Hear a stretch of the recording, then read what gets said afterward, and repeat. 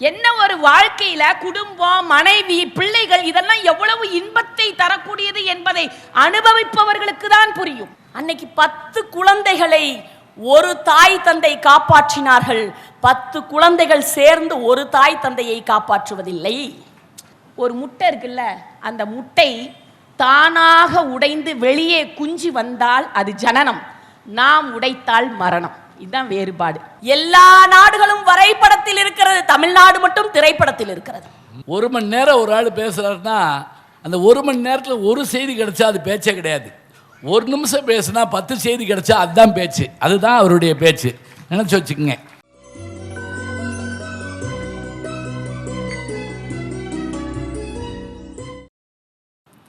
ஒரு படத்தில் சொல்லுவார்ல, எம்புட்டு நேரம் தான் வலிக்காது மாதிரி நடிக்கிறது அப்படின்னு கேட்பார்ல, அது மாதிரி எல்லா போராட்டங்களையும் நினச்சிக்கிட்டு இருக்க முடியுமா? ஔவையார் சொன்ன பாடலில் சொல்கிறாங்க, அன்னைக்கே அந்த பெண் சொல்லியிருக்கா, யாரும் மதிக்க மாட்டாங்க. பொருள் இல்லாருக்கு இவ்வுலகம் இல்லை, அருள் இல்லாருக்கு வேணால் அவ்வுலகத்தை சொல்லலாம், ஆனால் பொருள் இல்லையா யார் மதிப்பா? காசா லேசா ஒரு வார்த்தை, அது கொஞ்சம் பிரித்து எழுதி பாருங்க. காசாலே சா அப்படின்னு வரும். பொருள் அத்தகைய பெருமை மிகுந்தது. இன்னைக்கு எதையும் போராடி பெற வேண்டியிருக்கு. சொன்னாங்களே, பாத்தியார் அடித்த காலத்தில் வாழ்ந்தேன், இன்றைக்கி பையன்ட்ட அடி வாங்குற காலத்துலேயும் வாழ்கிறேன். ரெண்டுலேயுமே நான் தான் அடி வாங்குறேன். அடிக்க வேணாங்க, இப்போல்லாம் வாத்தியார் லேசாக ஒத்து பார்த்தா போதும், கொலை முயற்சி அப்படின்றா. போலீஸ் வந்து வாத்தியாரை கூட்டு போயிடுது. என்ன செய்யலாம்? யாருக்குமே அவனை கண்டிக்க உரிமை இல்லைன்னா அவன் எப்படிங்க நல்லா இருப்பான்? அடித்து வளர்க்காத பிள்ளையும் ஒடிச்சு வளர்க்காத முருங்கையும் சரியாக வராதும்பாங்க. இப்போ நம்ம உடனே பிள்ளையை அடித்தா அது அப்படி இல்லைங்க. தேவை என்ன, சும்மாவை போட்டு பைத்திய அடிப்பாங்க. தவறு செய்கிற போது தண்டிக்கலைன்னு வச்சுக்கோங்க. தவறு என்பது தவறு செய்வது, தப்பு என்பது தெரிந்து செய்தது. தவறு செய்தவன் திருந்த பார்க்கணும், தப்பு செய்தவன் வருந்தியாகணும். நல்ல நல்ல பிள்ளைகளை நம்பி இந்த நாடே இருக்குது தம்பி, சின்னஞ்சிறு கைகளை நம்பி ஒரு சரித்திரம் இருக்குது தம்பின்னு சொன்னால் இது அந்த பிள்ளைக்கு சொல்லித்தர வேண்டாமா? இதெல்லாம் மாறி நிற்குதே. வேலைக்கு போகிறப்ப நமக்கு என்ன பாடுபடுறோம். இந்தியெல்லாம் 8 மணி நேர வேலை, 8 மணி நேர களியாட்டம், 8 மணி நேர உறக்கம்னு உழைப்பாளர் தினத்தில் வகுத்து வச்சாங்க. இன்றைக்கி யாருக்காவது சொல்லுங்க பார்ப்போம். எப்போ கொரோனா வந்துச்சோ அப்போ ஒர்க் ஃப்ரம் ஹோம்னு நம்ம மகிழ்ந்தோம். வீட்டிலேருந்து வேலை பார்க்க போகிறோம்னு பிடிச்சி போட்டா நம்மளை. ஒர்க் ஃப்ரம் ஹோம் இல்லைங்க, ஒர்க் ஃப்ரம் ரூம். ரூமுக்குள்ளேயே உட்காந்துருக்கான், எந்நேரமும் கால் வந்துக்கிட்டே இருக்குது. சன்னல் வழியாக சாப்பாடு கொடுக்குறாங்க. என்ன நிலைமை பாருங்க. 12 மணி நேரம் ஆயிடுச்சு, அதுக்கு மேலேயும் அவங்க அதிலேயே இருக்க வேண்டியிருக்கு. இது பூந்தோட்டமா? இந்த கேள்விக்கெல்லாம் பதில் சொல்லணும். இதுக்கெல்லாம் பதில் சொல்கிறதா இருந்தால் ஐடி கம்பெனிக்காரவங்க தான் வரணும். வாங்க, தெய்வானை அவர்கள் இதோ வருகிறார்கள். நீங்கள் நினைப்பது போல் அப்படி பயமுறுத்துவதில்லை வாழ்க்கை, வாழ்க்கை இனிமையானது, பூந்தோட்டம் தான் என்று பேச வருகிறார். வாங்கம்மா பேசுங்க. பெருமதிப்பிற்கும் மரியாதைக்கும் உரிய நடுவர் அவர்களே, பேச்சாளர் பெருமக்களே, விடை பெற விருப்பமில்லாமல் நிறைவு செய்திருக்கின்ற எதிரணி தலைவி அவர்களே, 40 ஆண்டுகளாக தொடர்ந்து முத்தான 3 நாட்களாக இந்த விழாவினை சீரோடும் சிறப்போடும் நடத்தி கொண்டிருக்கின்ற வேலூர் வாழ் மக்களே, உங்கள் அத்துணை பேருக்கும் என்னுடைய மிக பணிவான வணக்கங்கள்.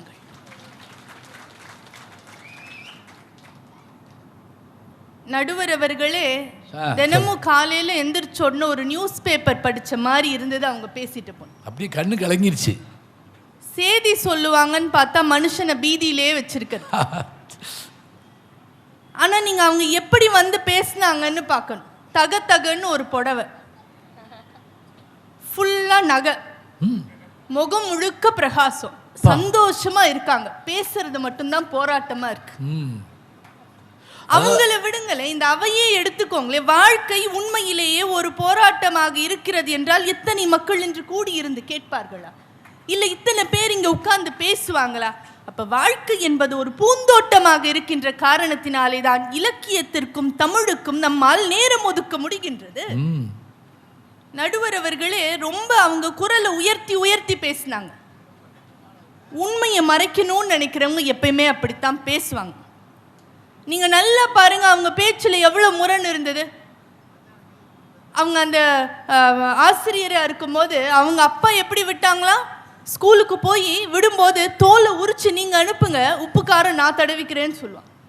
அவங்க ஆரம்பிக்கும் போது எப்படி ஆரம்பிச்சாங்க, எங்க அணி தலைவி சொல்லும் போது இவங்க கல்யாணம் ஆகும்போது அவங்க அப்பா அழுதாங்களாம். ஏன் 25 வருஷமா என்ன படுத்தினா இனி உங்களை படுத்த போறான்னு சொல்லி. அந்த அப்பாவும் இந்த அப்பாவும் ஒன்னா, தோலை உரிச்சு உப்பு காரம் போட்டு சொன்ன அப்பா 25 வருஷமா என்ன படுத்தினான்னு சொல்லி அழுவாரு. டாட்ஸ் லிட்டில் பிரின்சஸ் மாதிரி 2 பொண்ணுங்களையும் வளர்த்துருக்காரு. பூந்தோட்டமா வாழ்க்கையை வாழ்ந்துட்டு போராட்டம்னு பேச வந்திருக்காங்க நடுவர். இனிமே நீங்க இந்த மாதிரி தலைப்புக்கு வர்றப்ப சோகமா வாங்கம்மா, கொஞ்சம் தலையெல்லாம் விரிச்சு போட்டு கையில் ஒரு சிலம்போடு வந்து நின்று மண்ணா. நடுவர் அவர்களே, முடி நரைக்கும்னு எனக்கு தெரியும், மூளை நரைக்கும்னு எனக்கு இன்னைக்கு தான் தெரியும். இது மூளை நரைக்குமா? எனக்கு தான் சொல்றாங்க, எனக்கு அதை கேட்டு தானே பயந்து போனேன். அப்ப மூளை கருப்பான கலர்லயா இருக்கு நரைச்சு போறதுக்கு? எல்லாம் சும்மா போற போக்குல சொல்லிட்டு போறது. ரொம்ப சிம்பிள்ங்க. தட்டுல சாப்பாடு இருக்கா, தலைக்கு மேல ஒரு கூரை இருக்கா, போட்டுக்க ட்ரெஸ் இருக்கா, தூங்குறதுக்கு ஒரு இடம் இருக்கா, நீங்க சுகமா இருக்கீங்கன்னு அர்த்தம். அவ்வளவுதான். இதுக்கு போய் எதுக்கு ஏறி ஏறி பேசணும்? அப்ப போராளியா தானே வாழ முடியும். நடுவர் அவர்களே, ஸ்விஷ் கோஸ்வாமி அப்படின்ற ஒரு CEO சொல்றாரு, சாப்பாடு இருக்கா, மேல கூரை இருக்கா, போட்டுக்க ட்ரெஸ் இருக்கா, இந்த உலகத்துல இருக்கிற 75% பேரை விட நீங்கள் செல்வந்தராக வாழ்கிறீர்கள்னு சொல்றார். அவ்வளவு ஏங்க, உயிரோட இருக்கோமா, ஆரோக்கியத்தோட இருக்கோமா? இந்த எவ்வளவு பேர் அதுவே இல்லாம எவ்வளவு கஷ்டப்படுறாங்க. இந்த அடிப்படை இருந்தாலே நம்முடைய வாழ்க்கை சுகமாகத்தான் இருக்கின்றது. என்ன பிரச்சனை அவங்க கிட்ட? நியூஸ் பேப்பரை படிச்ச மாதிரி உலகத்துல என்ன பிரச்சனை நடக்குது, இங்க என்ன நடக்குது, அங்க என்ன நடக்குதுன்னு பார்த்து பார்த்து இருக்கிற எல்லா துன்பங்களையும் எண்ணி எண்ணி வாழ்கிற காரணத்தினாலே அவர்களுடைய வாழ்க்கை போராட்டமாக இருக்கின்றது. ஆனா நம்முடைய வாழ்க்கையில என்னென்ன ஆசீர்வாதங்கள் இருக்குன்னு எண்ணி பார்த்தால் நம்முடைய வாழ்க்கை என்பது பூந்தோட்டமாகத்தான் இருக்கும். என்ன இல்லைன்னு பார்த்தா தானே போராட்டம், என்ன இருக்குன்னு பார்த்தா பூந்தோட்டம் தானே. அப்ப என்ன இருக்குன்னு பார்க்காம விட்டது அவங்களோட தப்பா இல்ல வாழ்க்கையோட தப்பா? நடுவர் அவர்களே, அவங்க இந்த அவையிலே அவங்க என்ன சொன்னாங்க, குழாடி சண்டை, தண்ணி கிடைக்கல, என்ன இல்லைன்னு பார்த்தாங்க. இப்ப ஜோன்னு மழை பெஞ்சது, அதை பார்த்தாங்களா? அதெல்லாம் பார்த்திருந்தா வாழ்க்கை பூந்தோட்டம்ன்றது உங்களுக்கு நல்லா தெரியும். ஏன் வாழ்க்கை என்பது போராட்டம் அவங்க நினைக்கிறாங்க அப்படின்னா, நம்முடைய வாழ்க்கையை நாம் வாழ வேண்டும். இப்போ குழந்தைய ஸ்கூல் கொண்டு போய் விடுறோம்னா அந்த பையன் ஃபர்ஸ்ட் மார்க் வாங்குறான், நீ ஏன் வாங்க முடியாதுன்னு கேட்டு அது போராட்டமா மாறி போயிடும். நம்மளோட கணவன் என்ன பண்றாங்கன்னு சொல்லி பார்க்கணும். அடுத்தாத்த அம்புஜத்தை பார்த்தேளான்னு பாட்டு பாடினா போராட்டமா தான் மாறி போகும். அவர் ஆமான்னு தான் சொல்லுவாரு. தான் வீட்டை பார்க்காம அடுத்தவங்க வீட்டை அவங்க பார்க்கிற காரணத்தினாலே அவங்களுக்கு வாழ்க்கை போராட்டமாக தெரிகிறது. நம்முடைய வாழ்க்கையிலே அப்பா இருக்காங்க, அம்மா இருக்காங்க, வீடு இருக்கு, குழந்தை இருக்கு, எல்லாம் சுகமாக இருக்கின்றது என்று நாம் நினைத்தால் நம்முடைய வாழ்க்கை பூந்தோட்டமாகத்தான் தெரியும். இதை நான் சொல்லல, எப்ப போராட்டமா இருக்கும், நமக்கு மேல இருக்கிறவங்களை பார்க்க பார்க்க பார்க்க ஒரு பொறாமை வரும், அப்ப அது போராட்டமா மாறும். மேல போனா நமக்கு மேல இன்னொருத்தவங்க இருப்பாங்க, அப்ப அது போராட்டமா இருக்கும். எப்ப பூந்தோட்டமாக மாறும் என்றால், நமக்கு கீழே இருக்கிறவங்களை பார்க்கும்போது இதை கூட கிடைக்காம எவ்வளவு பேர் கஷ்டப்படுறாங்கன்னு நினைக்கும் போது நாம் ஆசீர்வதிக்கப்பட்டவர்கள் என்பது நமக்கு புரியும். இது நடந்த விஷயம். ஒரு கவிஞர் பாடலாசிரியர் ஆகணும்னு நினைச்ச போது சென்னைக்கு வந்தாரு. ஒரு கட்டத்துல எதுவுமே நடக்கல, எதுவுமே அவர் நினைச்ச மாதிரி நடக்கல. இந்த வாழ்க்கையும் வெறுத்து போய், தன்னையே வெறுத்து போய், வேண்டாம் இந்த வாழ்க்கைன்னு சொல்லி ஒன்று கிராமத்துக்கு ஓடிடலாம், இல்லை தற்கொலை பண்ணிக்கலான்னு நினைச்சார். ஆனா தற்கொலை பண்ணிக்க போகும்போது ஒரு பாடல் வந்து அவருடைய காதுகளிலே விடுகின்றது. என்ன வரி தெரியுமா? உனக்கும் கீழே உள்ளவர் கோடி நினைத்து பார்த்து நிம்மதி நாடு என்ற வரி வந்து விழுகின்றது. அடுத்த நிமிஷமே தற்கொலை எண்ணத்தை விட்டு விடுகின்றார். அதுக்கப்புறம் ஒரு மிகப்பெரிய பாடலாசிரியர் ஆகின்றார். கிட்டத்தட்ட 50 ஆண்டுகளாக பாடல் எழுதி, எங்க எம்ஜிஆர் சிவாஜிக்கு ஆரம்பிச்சு தனுஷ் சிம்பு வரைக்கும் பாடல் எழுதி வாலிப கவிஞராக வாழ்ந்தார் வாலி அவர்கள். என்றால் வாலி 5 தலைமுறைக்கு பாட்டு எழுதினாரு. பல 1000 பாடல்கள். இலக்கியம் எடுத்துட்டா திருக்குறள்ல இருந்து கம்பன் வரைக்கும் ராமன் வரைக்கும் என எல்லாவற்றிற்கும் கவிதை எழுதியிருக்கின்றார். இந்த வாழ்க்கை வேண்டாம் என்று போராட்டமாக நினைத்த ஒருத்தர் உனக்கும் கீழே உள்ளவர் கோடி நினைத்து பார்த்து நிம்மதி நாடி என்ற ஒற்றை வரியிலே அவருடைய வாழ்க்கை பூந்தோட்டமாக மாறி போகின்றது என்றார். வாழ்க்கை போராட்டமா பூந்தோட்டமா அப்படின்றது நம்முடைய பார்வையில் தான் இருக்கின்றது. அவங்க சரியான பார்வை பார்க்கல, அதனால அது போராட்டமாக தெரிகின்றது. நடுவர் அவர்களே, காமால கண்ணும் பாய்ங்க பார்க்கறதுலாம் மஞ்சளா தெரியுமா? பூந்தோட்டம்னா பூவா இருக்கும்னு நினைச்சுக்கிட்டு இருக்காங்க போல. அப்படி கிடையாது, நாங்க அப்படி சொல்லல. எல்லா நேரமும் சந்தோஷமா இருந்தா தான் பூந்தோட்டம்னு சொல்லல. நீங்க நல்ல ஒரு பூந்தோட்டத்துக்கு போய் பாருங்க. முதல் நாள் ஒரு மொட்டு வரும், அடுத்த நாள் அது மலரும், 3வது நாள் அந்த மலர் உதிரும், திரும்பியும் ஒரு மொட்டு வரும், திரும்பியும் அது மலரும், திரும்பியும் அது உதிரும். இதுதான் பூந்தோட்டம். வாழ்க்கை என்பது இன்பம் வரும், திரும்பியும் துன்பம் வரும், திரும்பியும் இன்பம் வரும் என்று நம்புகின்ற போது வாழ்க்கை பூந்தோட்டமாக இருக்கின்றது. இப்போ மலர்வதும் உதிர்வதும் தான் பூந்தோட்டம். தேனீக்கள் வரும், தேன் சொரியும், அடுத்த நாளே புயல் வந்து அடிக்கும், ஆனாலும் பூக்கள் மறுபடியும் மலர்ந்து நிற்கும். வாழ்க்கை போட்டு அடிக்கும், அதை போராட்டமாக நினைக்காமல், அதை ஒரு துன்பமாக கருதாமல், அதை ஒரு வாய்ப்பாக எடுத்து நின்றால் அது பூந்தோட்டமாக மாறிப்போகும் என்று நாங்கள் சொல்கின்றோம். நடுவர் அவர்களே, கவிஞர் ரூமி அவர்கள் சொல்லுவார், நீங்கள் எதை இழக்கிறீர்களோ அது வேறொரு வடிவத்தில் மறுபடியும் உங்களை வந்து சேரும் என்று சொல்வார். எது நம்மை விட்டு போகின்றதோ அது இன்னொரு வடிவத்திலே நம்மை வந்து சேருகின்றது. இவங்க இவ்வளவு சொன்னாங்கல்ல, துன்பமா இருக்கு துன்பமா இருக்கு துன்பமா இருக்குன்னு. துன்பம்னா என்ன? ஒரு காயம். இந்த காயம்னா என்ன தெரியுமா? காயம் என்பது ஒளி நுழையும் ஒரு வழி அப்படின்னு ரூமி அவர்கள் சொல்லுகின்றார்.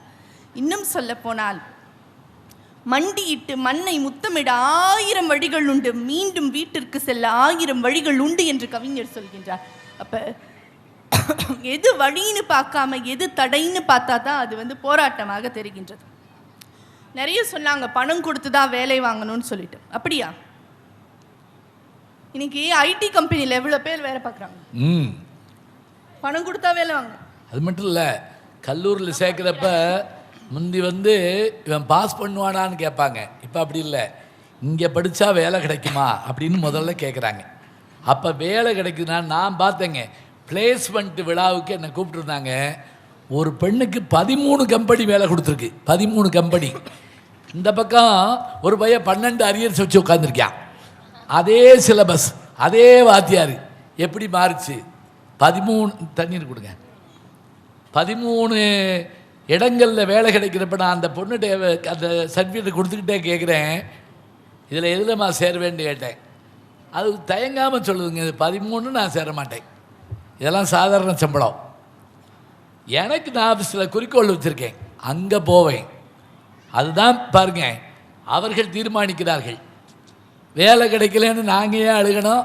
எங்களுக்கு அழுக வேண்டிய நேரம் இல்லை, வேலைக்கு போக தேர்ந்தெடுக்கக்கூடிய நேரம் இல்லை அப்படின்னு நாங்கள் அழுவோம். அப்படி தான் முக்கியமாக இருக்குன்னு சொல்கிறாங்க. சொல்லுங்கம்மா. இப்போ இன்னைக்கு ஐடி கம்பெனியில் வேலை பார்க்குறவங்க வேலையில் சேர்ந்த 2வது வருஷமே இஎம்ஐ போட்டு வீடு வாங்குறாங்க சார், உடனே கார் வாங்குறாங்க. அப்பாலாம் எத்தனை வருஷம் கழிச்சு வாங்குறாங்க. இன்னைக்கு உடனே எல்லாம் நடக்குதுன்னா பணம் கொடுத்து வேலை வாங்கல, வேலை வந்த பிறகு வீடு வருகின்றது, கார் வருகின்றது, வாழ்க்கை பூந்தோட்டமாக மாறுகின்றது என்று நாங்கள் சொல்லுகின்றோம். சரி, ஐடி கம்பெனின்னு வந்தால் லே ஆஃப் பண்ணுவாங்க சார், திடீர்னு வேலை வேண்டான்னு சொல்லிடுவாங்க. நமக்கு பதற்றமா இருக்கும். ஆனால் அந்த மாதிரி ஒரு இடத்த கூட பூந்தோட்டமாக ஒருத்தர் மாற்றி காமிச்சிருக்காரு. ரியாசுதன்னு பேர். என்ன ஆயிடுச்சு? ஒரு ஐடி கம்பெனிலேருந்து திடீர்னு வேலை போயிடுச்சு. என்ன பண்ணுவாங்க? பதறும் மனசு. எவ்வளோ இஎம்ஐ இருக்கும், எவ்வளோ லோன் இருக்கும். ஆனால் அவர் என்ன தெரியுமா பண்ணார்? ஒரு ஸ்விக்கி ஏஜென்ட்டாக போனார். வீடு வீடாக போய் ஃபுட்டு கொடுத்தாரு, சாப்பாடு கொடுத்தாரு. 3 மாதம் 4 மாதத்தில் இன்னொரு இடத்துல இன்னொரு ஐடி கம்பெனி வேலை கிடைச்சிருச்சு. அவர் லிங்க்டின்ல ஒரு போஸ்ட் போடுறாரு, எனக்கு இந்த 3 மாதம் 4 மாதத்தில் நான் வெறும் சாப்பாடு மட்டும் கொடுக்கல, நிறைய வாழ்க்கை தத்துவங்களையும் நான் இதனால் கற்றுக்கிட்டேன்னு சொல்லி போட்டார். அப்போ ஏதாவது ஒரு அடி வந்து விழுந்தா அதில் இருக்கின்ற தடையை பார்த்தால் அது போராட்டமாகத்தான் தெரியும். வாய்ப்புகளை பார்க்கும்போது அது பூந்தோட்டமாக தெரிகின்றது. நடுவர் அவர்களே நிறைய சொன்னாங்க குழந்தை வளர்ப்பை பற்றிலாம். தூளி இல்லை, ஸ்ப்ரிங்கு போட்டுட்டாங்க. இதெல்லாம் எந்த ஊரில் நடக்குதுன்னே எனக்கு தெரியல. ஒருவேளை சுனிதா வில்லியம்ஸ்க்கு பதிலாக இவங்க தான் போயிட்டு வந்திருக்காங்களேனே தெரியல. எங்கள் ஊர்லலாம் நாங்கள் தூளி போட்டு தொட்டில் போட்டு தான் ஆட்டுறோம், குழந்தை நல்லா தூங்குது. ஆனால் என்ன விஷயம், குழந்தைன்றதே வாழ்க்கையில் எவ்வளோ பெரிய பூந்தோட்டம் இல்லையா? காலையில் எழுந்திரிச்சு ப்ரஷ் பண்ணி குளிப்பாட்டுறதெல்லாம் என்னதான் கஷ்டமா இருந்தாலும் கூட நைட்டு வந்து நம்மளோட கையை பிடிச்சிட்டு இறுக்கி படுத்து தூங்கும்போது மிகப்பெரிய பிடிப்பு ஒன்று நம்முடைய வாழ்க்கையில் இருக்கின்றது என்று நாம் நினைக்கின்றோமே, அது எவ்வளவு பெரிய பூந்தோட்டம். அந்த பிறந்த குழந்தை கொஞ்ச நேரத்தை அதை போய் இப்படி கொடுங்களேன், இந்த விரலை அப்படி இப்படி இறுக்கி பிடிக்கும். என்ன சந்தோஷமாக இருக்குன்னு தெரியுமா? அடே அப்பா, 4 நாளைக்கு முதல்ல விஜயதசமி அப்போ என் பேத்தி இப்படி பொட்டை எடுத்து வந்து எனக்கு வைக்க வருதுங்க. நான் கீழே மண்டி போட்டு அந்த பொட்டை வாங்கிக்கிறேன். யோசிச்சு பாருங்க, இதை காட்டில் இன்பம் வேற என்ன இருக்குது? இதை அனுபவிக்க வேண்டாமா?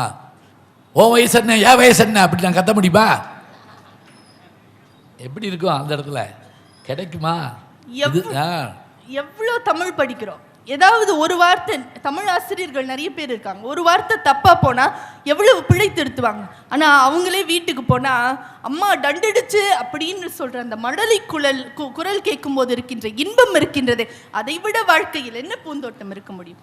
யாழினிது குழலினிது என்பர் மழலை சொல் கேளாதார்னு ஒரு வரி உண்டு. இதெல்லாம் அவங்களுக்கும் தெரியும். சும்மா பூந்தோட்டத்தை வீட்டில் அனுபவிச்சுட்டு வெளியே வந்து போராளி மாதிரி பேசுறது. நடுவர் அவர்களே, எஸ் ராமகிருஷ்ணன் அவர்கள் சொல்லுவார், புல் நிசப்தமாக இருக்கின்றது, எதுவும் செய்யாமல். வசந்தம் வருகையில் அது தானே வளர்கின்றது. நம்முடைய வாழ்க்கையும் அப்படித்தான். இது வேணும் அது வேணும்னு ஒரு ஓட்டப்பந்தயம் மாறி ஓடினா போராட்டமாக மாறி போகின்றது. வருவதை ஏற்றுக்கொண்டு நின்றால் அது பூந்தோட்டமாக இருக்கின்றது. நிறைய ஔவையார் பாடல்லாம் சொன்னாங்க. நானும் ஒரு ஔவையார் பாடல் சொல்லுங்க. உங்களுக்கு என்ன அது ஔவையார் தெரியாதா? மொத்தம் 4 ஔவையார் இருக்காங்க, ஞாபகம் வச்சுக்கோங்க. தமிழ் இலக்கியத்தில், சங்க இலக்கியத்தில் ஒரு ஔவையார், பிற்காலத்தில் ஒரு ஔவையார், காண மயிலாட கண்டிருந்த வான்கோழி ஒரு ஔவையார். ஏன்னா வான்கோழி நம்மூர் பறவை இல்லை. அப்புறம் ஓதாமல் ஒரு நாளும் இருக்க வேண்டாங்கிற மாதிரி வரிசையாக ஆத்தி சூடி எழுதுனாங்கல்ல, அறம் செய்ய விரும்ப 6 வருஷம், அது ஒரு ஔவையார். அதனால் இந்த ஔவையார் வேற, நீங்கள் எடுக்க போகிற ஔவையார் வேற. அடிங்க, பேர் ஒன்று தானே நடுவர். ஆனால் அந்த அம்மாவும் குமரியாலாம் இருந்திருக்குங்க. நம்ம அப்படி பிறக்கிறப்ப கிளவியாவா பிறக்கும்? நம்ம அப்படி காட்டிவிட்டோம் ஒரு படத்தில், அதுவும் இளமை பருவத்தில் இருந்திருக்கோம். அடுத்து முயன்றாலும் ஆகும் நாளன்று எடுத்த கருமங்கள் ஆகா, தொடுத்த உருவத்தால் நீண்ட உயர் மரங்கள் எல்லாம் பருவத்தால் அன்றி பழா. எப்போ நடக்கணுமோ அப்போ நடக்கும், எப்போ பூ வரணுமோ அப்போ வரும், எப்போ அது மலரணுமோ அப்போ மலரும். பூ வந்துருச்சா மலர்ந்துருச்சான்னு பார்த்துக்கிட்டே இருந்தால் அது போராட்டமாக இருக்கும். நடப்பதை ஏற்றுக்கொண்டிருந்தால் வாழ்க்கை என்பது பூந்தோட்டமாகத்தான் இருக்கும். நடுவர் அவர்களே நிறைய சொன்னாங்க. ஒரே ஒரு இடம் சொல்கிறேன். ஒருத்தவங்க தெருவா போய் கையேந்தி யாசகம் வாங்குகின்ற ஒரு நிலைமையில் இருந்தால் அந்த வாழ்க்கை போராட்டமானதாக இருக்குமா இல்லையா? ஆனால் அப்படிப்பட்ட ஒருத்தருக்கு மதுரை டிஸ்ட்ரிக்ட் கலெக்டர் அவர்கள் சோஷியல் ஒர்க்கர் விருது கொடுத்திருக்கின்றார் என்றால், சமூக சேவகர் விருது கொடுத்திருக்கின்றார். யார் தெரியுமா? புல் பாண்டியன் அவர்கள்.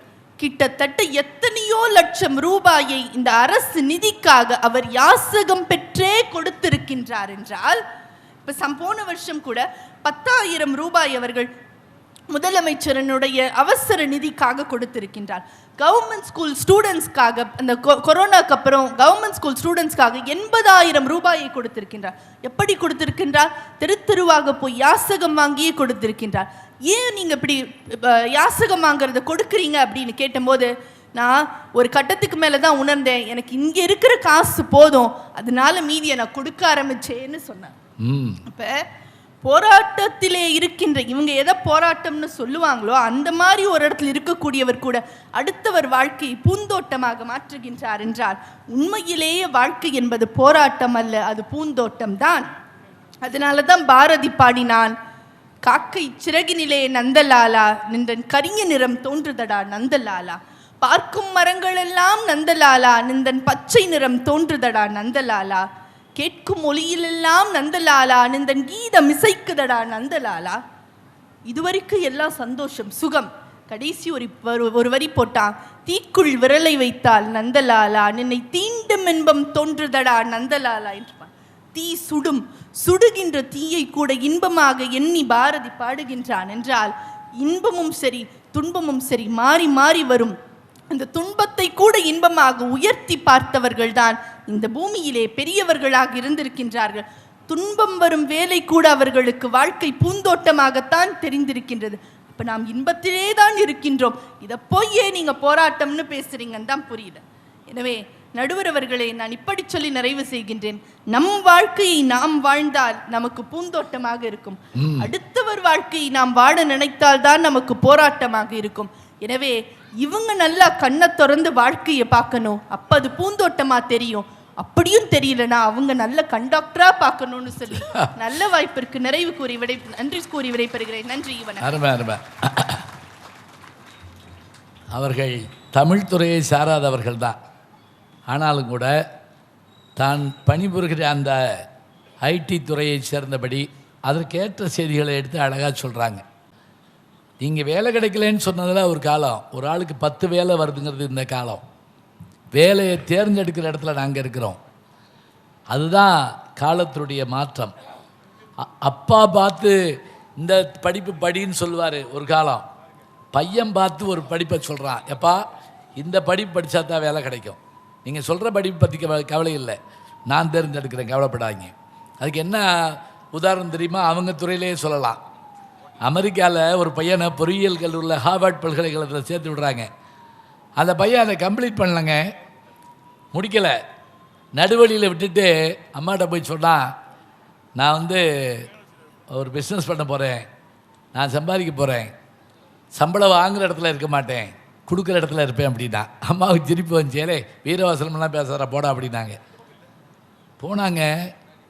3 ஆண்டுகள் உலகத்தையே வியக்க வைக்கக்கூடிய தொழில் துறையில் முன்னேறி இன்றைக்கி சொல்கிறோம்ல, மின்சார கார்கள்ங்கிற விஷயத்தை டெஸ்லா என்கின்ற ஒரு விஞ்ஞானியினுடைய பெயரோடு அதை கொண்டு வச்சு அமெரிக்காவை மிரட்டி காட்டக்கூடிய ஒரு மாபெரும் எக்ஸ் தளத்தினுடைய நிறுவனர் யாருன்னு கேட்டால் எலான் மாஸ்க். தெரிஞ்சு வச்சுக்கோங்க. அந்த எலான் மாஸ்க் தான் தன்னுடைய அம்மாட்ட இந்த வார்த்தையை சொல்லிட்டு போகிறான். எப்படி? நான் 3 வருஷத்தில் நான் சம்பளம் கொடுக்குற இடத்துக்கு வருவேன்னு. வந்ததோடு மட்டுமில்ல, அதுக்கு அடுத்த விஷயந்தான் ரொம்ப அருமையானது. அம்மாட்ட சொன்னாப்பிலையா, அம்மா நான் கோடீஸ்வரன் ஆயிட்டேன், அது வேற, ஆனால் நீ சொன்ன டிகிரியை முடிச்சுட்டு வர்றேம்மான்னு சொல்லி திரும்ப போய் படித்து அந்த டிகிரியை முடிச்சிருக்காப்புல. அது பிள்ளை. யோசிச்சு பாருங்க. இன்னைக்கு மிரட்டலான ஒரு இது. இப்போ நீங்கள் ட்விட்டருங்கிற பேர் மாறிடுச்சு, அதான் நம்ம எக்ஸ் தளம் தானே. ட்விட்டருங்கிற பேர் மாறி எக்ஸ் தளத்தில் பதிவிட்டார், எக்ஸ் தளத்தில் பதிவிட்டார் வருது இல்லையா, எலான் மாஸ்கோட கம்பெனி. அடுத்த கிரகத்துக்கு போகிறதுக்கான வாகனங்களை தயாரிக்கக்கூடிய கம்பெனி. அமெரிக்காவில் மின்சார கார்னா என்ன தெரியுமா? நான் ஒரு 10 வருஷத்துக்கு முதலே அதில் போயிருக்காங்க அமெரிக்காவில். என்னுடைய நண்பர் தொழிலதிபர் பால் பாண்டியன் அந்த காரில் ஏறி உட்கார்ந்தோம். அந்த புகையும் நெருப்பு இல்லாமல் எரிவது இதுன்னு கேட்பாங்கள்ல, அது மாதிரி அப்படி தொட்ட உடனே அந்த காரு 150 கிலோமீட்டர் வேகத்தில் ஸ்பீடு எடுக்குதுங்க. அப்படி எடுக்கலாம், அந்த ரோடு இருக்கணும். எடுத்து அந்த பள்ளத்துக்குள்ளே போய் விழுந்துடுறதா? அந்த ரோடு இருக்கிறதுனால அந்த கார் இருக்குது. அப்போ உலகத்தை இந்த பூமியே இல்லாவிட்டாலும் இன்னொரு பூமியை உண்டாக்குவோங்கிற ஒரு நம்பிக்கையோடு வாழ்ந்தா ஜெயிக்க முடியுங்கிறத ரொம்ப அற்புதமாக அருமையாக சொன்னாங்க. மழை பெஞ்சப்போ கூட நீங்கள் என்ன சந்தோஷமாக இருந்தீங்க? நினையாமல் இருக்கிறதுனால சந்தோஷமாக இருந்தீங்க. அங்கே இந்நேரம் ஏதாவது வீட்டுக்கு பொருள் வாங்கிட்டு போகிற வேண்டிய நிலைமையை யோசிச்சு பாருங்க. அப்பா அவனுடைய போராட்டம் தெரியும். நீங்களாக வாழுங்கள், உங்கள் வாழ்க்கை இனிக்கும்னு சொல்லி பூந்தோட்டத்துக்கான புது விளக்கத்தை தந்தாங்க. அதுவும் ஔவையாருடைய பாட்டே எடுத்து அடித்தாங்க. பொறுத்திரு காலம் வரும், அடுத்து முயன்றாலும் ஆகும் நாளன்றி எடுத்த கருமங்கள் ஆகா, தொடுத்த உருவத்தால் நீண்ட உயர்மரங்களெல்லாம் பருவத்தால் அன்றி பழுக்கிற காலம் வர்ற வரைக்கும் நீ பொறுத்திருக்க பழகுடா, அது வரைக்கும் பொறுத்திருந்தேன்னு ஜெயிச்சு காட்டலாங்கிறத அற்புதமாக சொன்னாங்க. அவர்களுக்கு நம்முடைய பாராட்டை சொல்லி இதோ நம்முடைய இந்திரா விஜயலட்சுமி அவர்கள் வாழ்க்கை என்பது நீங்கள் நினைப்பது போல் இனிமையானதில்லை, போராட்டம்தான் என்று பேச பாடக்கூட வருகிறார்கள். அவங்க பேசி முடித்த உடனே நான் தீர்ப்பு சொல்லுவேன். அப்புறம் நம்மெல்லாம் வீட்டுக்கு போகிறோம், சரியா? ஏன்னா உங்கள் வீடு கிட்ட, எங்கள் வீடெல்லாம் தூரம், மதுரைக்கு போகணும், இவங்கெல்லாம் சேலம் போகணும், அவங்க சென்னைக்கு போகணும். சரி, பேசுங்க. வெள்ளை திருநீரும் வெற்றி வடிவேலும் உள்ளத்தில் தோன்றுமே, வெள்ளை திருநீரும் வெற்றி வடிவேலும் உள்ளத்தில் தோன்றுமே, வெள்ளி மயில் ஏறி வேலன் வருவதை நெஞ்சம் காணுமே, எனையாளும் ஆண்ட தேவனே எழில் வேலையா, எமை காக்க எழுந்தோடி வருவாயையா. முருகா முருகா அழகான முருகா, அழகான பழனிமலை ஆண்டவா, உன்னை அனுதினமும் பாட வந்தேன் வேலவா என்று எல்லாம் வல்ல தமிழ் கடவுள் எம்பெருமான் முருகனின் திருத்தாள்களை வணங்கி. இப்போ யாராவது வெளியே கேட்டு பட்டிமன்றம் முடிச்சு பாட்டு கச்சேரி ஆரம்பிச்சாங்க அப்படின்னு நினச்சி வந்துட போகிறாங்க. பாடுங்க. நடுவ பெருந்தகை அவர்களை வணங்கி அவையோர் அனைவரையும் வணங்கி மகிழ்கிறேன். குறிப்பாக இன்றைய இந்த விஜயதசமி பெருவிழாவை மிகச் சிறப்பாக இப்படி நடத்தி கொண்டிருக்கக்கூடிய மதிப்பிற்குரிய எஸ்.எம். சுந்தரம் ஐயா அவர்களுக்கு என்னுடைய முதன்மையான வணக்கத்தை கூறி, மதிப்புக்குரிய சட்டமன்ற உறுப்பினர் ஐயா அவர்களையும் வணங்கி எனது உரையை துவங்குகிறேன். எஸ்.எம். சுந்தரம் ஐயா அவர்களுக்கு இன்றைய பிறந்த நாள். இந்த இனிய நாளில் அவர் அப்படி ஒரு வாழ்த்தை எனக்கும் என்னுடைய கணவருக்கும் வழங்கினார் என்பதில் எனக்கு பெரும் மகிழ்ச்சி. அவ்வளவு ஆத்மார்த்தமாக அவரிடம் ஆசீர்வாதம் கேட்டபோது என்னுடைய வாழ்க்கையிலே யாரும் எனக்கு இப்படி ஒரு ஆசீர்வாதம் வழங்கவில்லை. அந்த பெருந்தகைக்கு மீண்டும் ஒரு முறை நன்றியை தெரிவித்துக் கொள்கிறேன். நடுவர் அவர்களே, ரொம்பவும் அழகான ஒரு தலைப்பு. வாழ்க்கை பூந்தோட்டமா இல்லை போராட்டமா, இவ்வளோதானே. சகோதரி சொன்னாங்க, இங்கே பாருங்க எத்தனை மக்கள் எவ்வளோ இன்பமாக வந்து உட்கார்ந்துருக்காங்க, அப்போ பூந்தோட்டம் தானே அப்படின்னு. அதெல்லாம் ஒன்றும் இல்லைங்க, வாழ்க்கை பயங்கரமான போராட்டம். அந்த போராட்டங்கள்ல தான் கொஞ்ச நேரமாவது மன நிம்மதியை அடையலாம், தமிழ் கேட்டு போலான்னு சொல்லி தான் வந்து இங்கே இத்தனை பேர் உட்கார்ந்துருக்குறாங்க. ஓ, இவங்க அவங்க பக்கம் ஆளுகள் இருக்கிறாங்க, அவங்க அந்த பக்கம் இருக்கிறாங்க. சரி பார்ப்போம். அதே மாதிரி சொன்னாங்க, மனிதனுடைய அடிப்படை தேவை என்ன? உணவு, உடை, உறைவிடம். இது போதும்ட்டாங்க சகோதரி. நான் கேட்குறேன், அப்புறம் நீங்கள் எதுக்கு வேலைக்கு போகிறீங்க? பேசாம வீட்டில் இருக்கலாம்ல. உங்கள் வீட்டுக்கார் மட்டும் வேலைக்கு போய் உணவு 3 வேளைக்கும் கஞ்சி இல்லை ரசம் ஏதோ ஒன்று சாப்பிட்டுக்கிட்டு, அப்புறம் போட்டுக்கிறதுக்கு ஏதோ ரொம்பவும் எளிமையாக ஒரு உடை உடுத்தி கொண்டு ஏதோ ஒரு குடிசை வீடோ இல்லை கூரை வீடோ இருந்துட்டு போகலாம்ல. எதற்கு நீங்கள் வேலைக்கு போகணும்? ஐடி எதுக்காக நீங்கள் இன்ஜினியரிங் படிச்சிங்க? எதற்காக வேலைக்கு போனீங்க? உங்களுடைய பொருளாதாரத்தை மேம்படுத்தி கொள்வதற்காகத்தானே. இப்படி அடிப்படை தேவைகள் மட்டும் போதும் அப்படின்னு நினச்சி மனிதன் வாழ்ந்திருந்தா நமக்கும் விலங்குகளுக்கும் எந்த ஒரு வித்தியாசமும் இருந்திருக்காது. போராடுவது தான் மனிதனுடைய இயல்பு. மனிதன் போராடினா எதுவும் நமக்கு சாதாரணமாக கிடைக்கவில்லை மக்களே. தாமஸ் ஆல்வா எடிசன் 1000 முறை போராடி போராடி போராடி கண்டுபிடித்த ஒரு மின் விளக்கை தான் இன்னைக்கு நம்ம பயன்படுத்துகிறோம். லைட்டு போராட்டத்தினால கிடைச்சது. பல்புன்னு சொல்கிறோம்ல, லைட்டு மட்டும் இல்லை, ஃப்ளைட்டு. இப்போது நம்ம ரைட் சகோதரர்கள்னு சொல்லக்கூடியவங்க ஒரு சைக்கிள் கடையில் இருந்த ஒரு சகோதரர்கள். அவர்கள் மீண்டும் மீண்டும் போராடி போராடி போராடி தோற்று அந்த போராட்டத்தின் முடிவில் அவங்க ஜெயித்து தான் கண்டுபிடிச்சதான் ஆகாய விமானம். அந்த ஃப்ளைட் இல்லைன்னா இன்றைக்கு நம்ம ஐயா நேரத்துக்கு நம்ம இந்த விழாவுக்கு வந்திருக்க முடியுமா? இல்லையா? ஆமாம், நேற்று நேரம் அபுதாபியில் இருந்தேன். சொன்னால் உங்களுக்கு திருப்பி வரும். ஏன் அமெரிக்கான்னு சொல்லேன், அப்படி சொல்லக்கூடாது. சத்தியமாக போயிட்டு வந்தேன். இன்னைக்கு காலை ஃப்ளைட்டில் தான் வந்து திருச்சியில் இறங்கி ஐயாட்ட முதலே சொல்லிட்டேன், ஐயா நான் பதட்டமே பட வேண்டாம் வந்துடுவேன் அப்படின்னு. நேற்று அங்கே போய் பேசிட்டு இன்னைக்கு வர்றேன். லைட்ல இருந்து ஃப்ளைட் வரைக்கும் போராடித்தான் நமக்கு கிடைச்சிருக்கு நடுவர் அவர்களே. லைட்ல இருந்து ரைட் வரைக்கும் பார்த்துக்குங்க. ஒரு குழந்தை பிறக்கிறதுல இருந்து அடுத்து அதை பெற்று வளர்த்து தாளாட்டி சீராட்டி பள்ளிக்கூடத்தில் சேர்த்து அதுக்கு ஒரு வாழ்க்கையை நல்ல முறையில் அமைச்சு கொடுக்குற வரைக்கும் ஒரு பெற்றோருக்கு அது எவ்வளோ பெரிய போராட்டம் தெரியுமா? தாளாட்டை பற்றி ரொம்ப அழகாக வந்து சொன்னாங்க. நானும் தாளாட்டை பற்றி சொல்கிறேன். நீங்கள் சொன்ன தாளாட்டு தூளி ஆட்டதெல்லாம் விடுங்க. இன்றைக்கி இருக்கிற தாளாட்டு எப்படின்னு கவிப்பேரசு சொல்கிறா தெரியுமா? வேலைக்கு போகக்கூடிய அம்மா, வேலைக்கு போகக்கூடிய அப்பா, குழந்தை ஆயாவுடைய அரவணைப்பில் வீட்டில் வளருது. அதுதான் இன்றைய தாளாட்டு.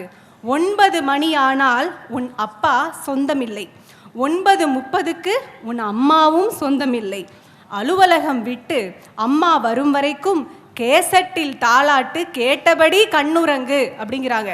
எவ்வளவு போராட்டம் ஒரு பெண்ணினுடையது. நடுவர் அவர்களே, ஒரு பெண்ணினுடைய கல்வி முறை இன்னைக்கு மாறி இருந்தாலும் அவங்களுடைய போராட்டமான வாழ்வுக்கு இன்றைக்கு வரைக்கும் ஒரு தீர்வு கிடைக்கவே இல்லை. பாஞ்சாலி காலத்திலேருந்து இன்னைக்கு கல்கத்தா டாக்டர் வரையிலும் ஒரு பெண்ணுடைய போராட்டத்தை நம்ம கண்கூட பார்க்கும்போது எப்படி வாழ்க்கை இனிய பூந்தோட்டம்னு நீங்கள் சொல்லுவீங்க? அதே மாதிரி இன்றைக்கு நம்ம எல்லாருக்கும் நடுத்தர வர்க்கத்தில் உள்ள மக்களுக்கெல்லாம் கனவு என்ன தெரியுமா? எப்படியாவது ஒரு சொந்த வீடு வாங்கிடணும் அப்படிங்கிறது. ஒரு மனிதனா பிறந்த எல்லாருக்குமே ஒரு சொந்த வீடு வாங்கணுன்ற ஒரு கனவு இருக்கும். அதை நோக்கி போராடும். இதைத்தான் மகாகவியும் ஆசைப்பட்டாரு. காணி நிலம் வேண்டும் பராசக்தி, அங்கு தூணில் அழகியதாய் நன்மாடங்கள் துய்ய நிறத்தினதாய் அந்த காணி நிலத்திடையே ஒரு மாளிகை கட்டித்தர வேண்டும்னு நானும் ஆசைப்பட்டேன் நடுவர் அவர்களே. மாளிகை எல்லாம் வேண்டாம். நான் கவிஞன் வழியில் என்ன ஆசைப்பட்டேன் தெரியுமா? கவிஞன் கவிஞன் பாரதி கேட்டான் காணி நிலத்தில் ஒரு வீடு. கவிஞன் வழியில் நானும் கேட்டேன் கவிதை வாழும் சிறு வீடு. ஒரு பக்கம் நதியின் ஓசை, ஒரு பக்கம் குயிலின் பாஷை, இளம் தென்னையின் கீற்று ஜன்னலில் உரசும் திருவீடு. இவ்வளவுதான் ஆசைப்பட்டேன் நடுவர் அவர்களே. இதுக்காக போராடின போராட்டம் எத்தனை!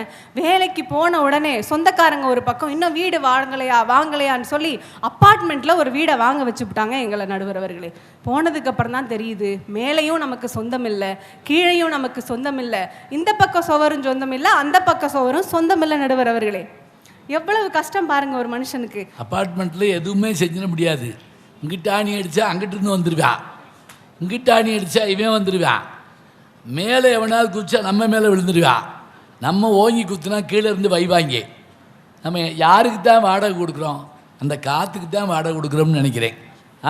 அதுக்கு வருஷ கணக்காக போராடி நாங்கள் டியூ கட்ட வேண்டியதாக இருக்குது. சகோதரி இப்போ சொன்னாங்க, அதாவது எல்லாமே ஈஸியாக கிடச்சிருது, இன்றைக்கி இஎம்ஐ வந்து எவ்வளவு சந்தோஷம் அப்படின்னு சொன்னாங்க. அட பாவமே சகோதரி அவர்களே, முதல்ல லோன் வாங்கும் போது ஜாலியாக இருக்கும், அப்புறம் லோன் கட்டும் போது தான் அது எவ்வளோ பெரிய போராட்டம்னு தெரியும் எங்களுக்கு. இன்னைக்கு யாருக்காவது நம்ம லோன் வாங்காமல் இன்னைக்கு மகளிர் குழுவில் தொடங்கி ஃப்ரீ கிரெடிட் கார்டு வரைக்கும் வீட்டிலே கொண்டு கொடுத்துட்றாங்க நடுவர் அவர்களே. வாஷிங் மிஷின் வேணுமா ஃப்ரீயாக வீட்டுக்கு வந்துடும், ஒரு கிரைண்டர் மிக்சி எல்லாமே முதல்ல ஃப்ரீயாக வந்துடும். அப்புறம் அதை கட்டுறதுக்கு நம்ம படுற போராட்டம் இருக்குது பாருங்க. இதெல்லாம் நாங்கள் இன்றைக்கி அனுபவிச்சுட்ருக்கோம். இப்படிப்பட்ட ஒரு வாழ்க்கை சூழலில் வாழ்ந்துக்கிட்டு நீங்கள் சொல்கிறீங்க வாழ்க்கை ரொம்ப இனிமையானதுன்னு. என்ன நியாயம்? இப்படி இவ்வளவு கஷ்டம் இருந்தாலுமே ஒரு நாள் இதெல்லாம் மாறாதா அப்படின்னு சொல்லி முயற்சி செஞ்சு வாழ்கிறதா மனிதனுடைய வாழ்க்கையாக இருக்குது. இதைத்தான் சொன்னாங்க, பூக்கள் கூட போராடுது, வாழ்வென்றால் போராடும் போர்க்களமேன்னு விஜய் ஒரு பாடலில் எழுதினார். ஒவ்வொரு பூக்களுமே சொல்கிறதே வாழ்வென்றால் போராடும் போர்க்களமே. இப்படி வாழ்க்கை என்பதே ஒரு போர்க்களம் தான். இதை ஒரு பூ கூட நமக்கு சொல்லித்தருதுன்னு இந்த பாட்டு நமக்கு சொல்லுது. போராட்டம் இல்லாமல் யாருடைய வாழ்க்கையும் இல்லை, போராட்டம் இல்லை என்றால் அது வாழ்வே இல்லை. எனக்கெல்லாம் எவ்வளவு போராட்டம் தெரியுமா நடுவர்களே, நான்லாம் எவ்வளவு ஆசைப்பட்டிருப்பேன், எனக்கு எப்படிலாம் கணவர் வரணும்னு நான் நினைச்சேன். நம்ம நினைக்கிறதெல்லாம் நடந்துருதா வாழ்க்கையில? நான் நினைச்சேன் என்னுடைய கணவர் நான் செய்யக்கூடிய எல்லா வேலைகள்லையும் அவரும் எனக்கு உதவி செய்யணும், எல்லா வேலையும் அவர் பகிர்ந்துக்கணும்னு நினைச்சேன் நடுவர் அவர்கள். இதில் ஏதாவது தப்பு இருக்கா? இன்றைக்கு வரைக்கும் எங்கள் வீட்டில் எல்லா வேலையும் நான் தான் பார்க்குறேன் நடுவர்கள். நான் சும்மா சொல்லலை, நிஜமாக நான் தான் பார்க்குறேன். அவர் துணி துவைப்பாரு, நான் பார்க்குறேன். அவர் சமையல் செய்வார், நான் பார்க்குறேன். அவர் கோலம் போடுவார், நான் பார்க்குறேன். இதெல்லாம் எவ்வளவு கஷ்டம் தெரியுமா? இப்படி நீங்கள் வேலையை பகிர்ந்துக்கிறீங்கன்னு நான் நினைக்கவே இல்லைப்பா. இப்படி எல்லாம் நம்ம நினைச்சதெல்லாம் நடந்துடாது. என்ன வாழ்க்கையில கிடைக்குதோ அதை வச்சு அட்ஜஸ்ட் பண்ணி போறது தான் இப்படி போராட்டம் மிகுந்த வாழ்க்கையாக இருக்கிறதுன்னு தான் நாங்கள் சொல்கிறோம். அவங்களுக்கு எல்லாமே சந்தோஷங்கிறாங்க. காதல் பாட்டுனா எங்களை பாருங்க எவ்வளோ சந்தோஷமாக இருக்கும்னு. அதுக்கு பிறகு நீங்கள் பாரதிராஜா படங்களில் பார்ப்பீங்கள்ல, அவர்கள் அந்த ஊரை விட்டு ஓடினார்கள், படம் முடிஞ்சிடும். போனால் என்ன கலெக்டர் வேலையை கொடுக்க போகிறாங்க 2 பேருக்கும்? சொல்லுங்கள் பார்ப்போம். அங்கே போய் அதுக்கப்புறம் வாழ்க்கை என்ன? அதான போராட்டம். இது வரைக்கும் அவங்க சரி, இனிமே என்ன ஆகுறாங்க அதை சொல்லணும். கவிஞர் வாலியை பற்றி சகோதரி சொன்னாங்க.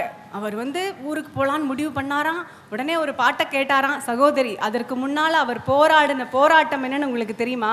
ஒரு உணவு கூட இல்லாமல் வாழ்க்கை என்ன ஆகும்னே தெரியாத நிலையில தான் மதுரையிலேருந்து அவருடைய நண்பர் சொல்கிறாரு, டிவிஎஸ்ல வேலை வாங்கி தரேன், இங்கே வந்துரு அப்படின்னு சொல்லிட்டு.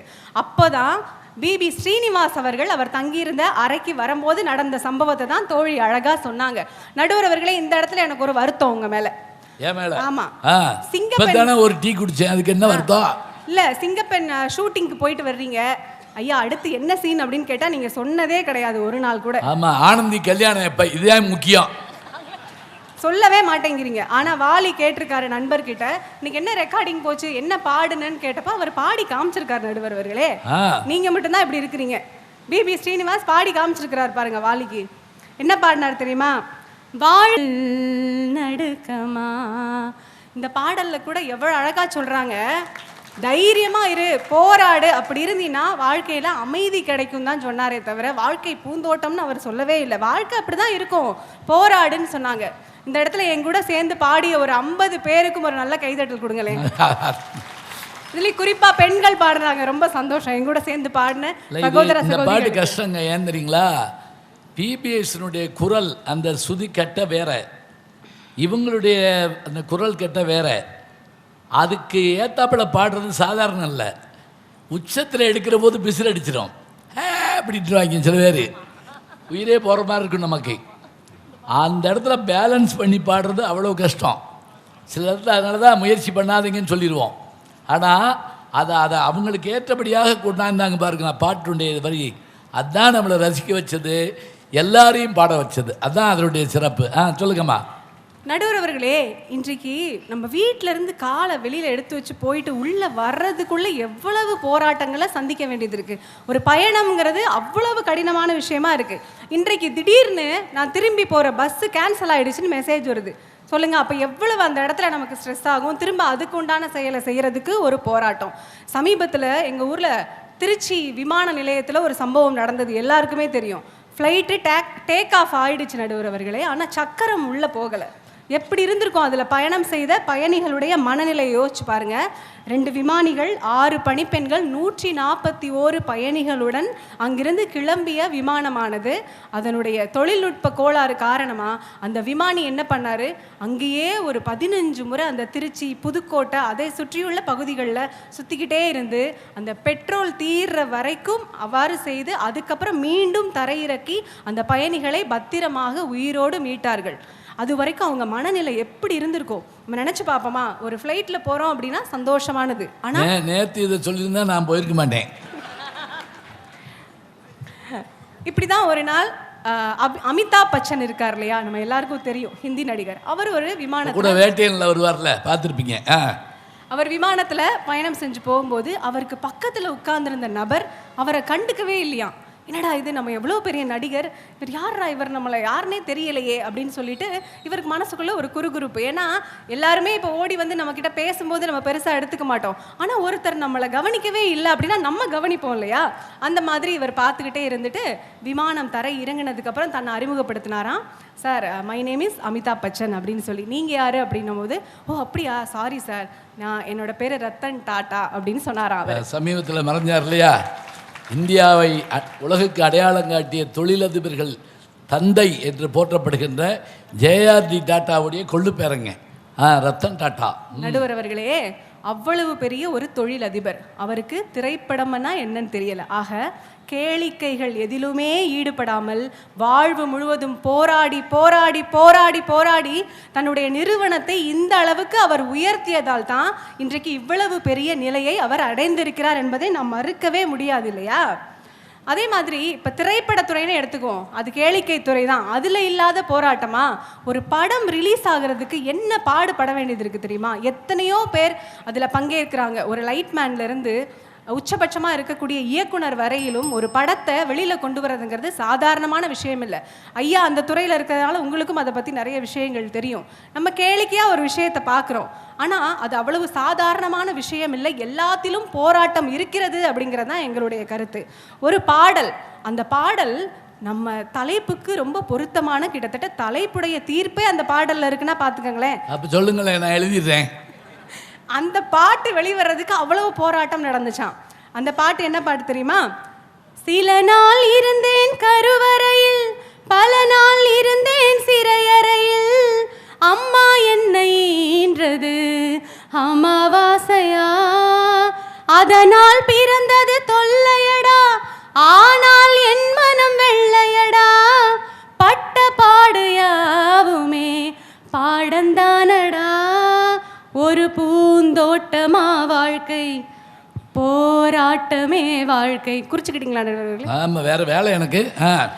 ஒரு பூந்தோட்டமா வாழ்க்கை, அட போராட்டமே வாழ்க்கை, வானத்தை பார்த்தேன் பூமியை பார்த்தேன் மனுஷனை இன்னும் பார்க்கலையே அப்படிங்கிறது தான் அந்த பாடல். இந்த பாடல் வெளிவர்றதுக்கு அவ்வளவு போராட்டம் நடந்துச்சான். முதல்ல படத்தில் இந்த பாடலே இல்லை அப்படின்னு சொல்கிறாங்க நடுவர் அவர்களே. அதன் பிறகு தான் இந்த பாடல் சேர்த்தாங்களாம். இப்படி எல்லா இடத்துலையும் போராட்டம் இருக்குது. ஆனால் அந்த போராட்டத்தை எப்படி நம்ம நல்ல விதமாக மாற்றிக்கிறோம், எப்படி நம்ம அதை உத்வேகமாக எடுத்துக்கிறோம் அப்படிங்கிறதெல்லாம் வாழ்வு அடங்கி இருக்கிறது. நிறைவாக கவிப்பேரரசு ஐயாவின் 2 வரிகளை கூறி முடிக்கிறேன். சுடும் வரை நெருப்பு, சுற்றும் வரை பூமி, போராடும் வரை மனிதன், நீ மனிதன் அப்படிங்கிறார். போராடினால்தான் மனிதன் என்பது அறிஞர்கள் அனைவரும் கருத்தாக இருக்கிறது. இன்னொரு விஷயத்தையும் கூறுகிறேன். நம்முடைய இறைவனாக இருந்து இன்னைக்கு அருள் பாலிக்கக்கூடிய ஜலகண்டேஸ்வரர் இருக்கார் இல்லையா, அவருக்கு ஒரு சோதனை ஏற்பட்ட போதே மிகப்பெரிய போராட்டத்துக்கு அப்புறம் தான் அவரை மக்கள் கொண்டு வந்து வச்சிருக்கிறாங்க. அப்படி இறைவனுக்கே அவ்வளவு போராட்டம் என்பது சாதாரண மனிதர்களாகிய நாமும் போராடி கொண்டு தான் இருக்கிறோம். ஆக வாழ்க்கை என்பது சாதாரண போராட்டம் அல்ல. நீங்கள் அழகாக சொல்லியிருந்தீர்கள் தலைப்பில் நெடிய போராட்டமே என்று கூறி வாய்ப்பிற்கு நன்றி பாராட்டி விடை பெறுகிறேன். வணக்கம். நன்றி நன்றி. வாங்க. ரொம்ப அழகாக பாடினாங்க. நான் முதல்ல கூட அவங்க நல்லா பாடுவாங்கன்னு சொன்னப்போ நீங்கள் நம்பியிருக்க மாட்டீங்க. அவங்க கூட்டு வந்த ஆளுங்க அப்படி தான் சொல்லுவார் அப்படின்னு நினச்சிருப்பீங்க. இப்போ கேட்டிருப்பீங்க. அப்படியே 10 பேராக போங்க, நல்லாயிருக்கும். அப்போ தான் 2 பேர் தான். அதான் நான் சொன்னது 2 பேர் தான். இப்போ அந்த 2 சேர்ந்து இப்படி கூடி போயிட்டுருக்காங்க. சரி இருக்கட்டும், நல்லா இல்லை. அவன் என்ன எத்தனை மணிக்கு வந்தால் அவ்வளோ நம்ம சும்மா சொல்லக்கூடாது. நாங்களாம் நடுவில் வந்தவங்க. அவங்க பட்டிமன்றத்துக்கே வந்திருப்பாங்கல்ல. 4 மணி. அத்தே தெய்வங்களா, உங்களுக்கெல்லாம் உண்மையிலே ஒரு சாதாரணம் இல்லை. ஏன்னா உட்கார்ந்துருக்கிற மாதிரி கஷ்டம் எதுவும் இல்லைங்க. நம்ம கேட்குறோம்ல, சும்மா இருக்கேன்னு. சும்மா இருக்க முடியாது, அதுதான் கஷ்டம். ரொம்ப அற்புதமாக பாடினாங்க. ஒன்றும் இல்லை, அவங்க நிறைவாக பாடினாங்களே ஒரு பாட்டு, வானத்தை பார்த்தேன் பூமியை பார்த்தேன்னு. அந்த பாட்டு மனிதன் படம்னு நினைக்கிறேன். இசையமைப்பாளர் சந்திரபோஸ், அவர் ரொம்ப பேருக்கு தெரியாதுங்க. ஆச்சரியம். அருமையான பாட்டெல்லாம் அது இளையராஜா இசைஞானியினுடைய பாட்டுன்னே நம்ம நினைப்போம். ஆனால் அது சந்திரபோஸோட பாட்டு. நான் அண்ணா நகர் முதல் தெருவில் கூட சார்ட்டை கேட்டுக்கிட்டு இருந்தேன் நான். மெதுவான்னு ஒரு பாட்டு வரும் இல்லையா, சந்திரபோஸ் பாட்டு அது. இந்த பாட்டு போட்டாச்சு, எடுத்தாச்சுங்க. படத்தில் இல்லை.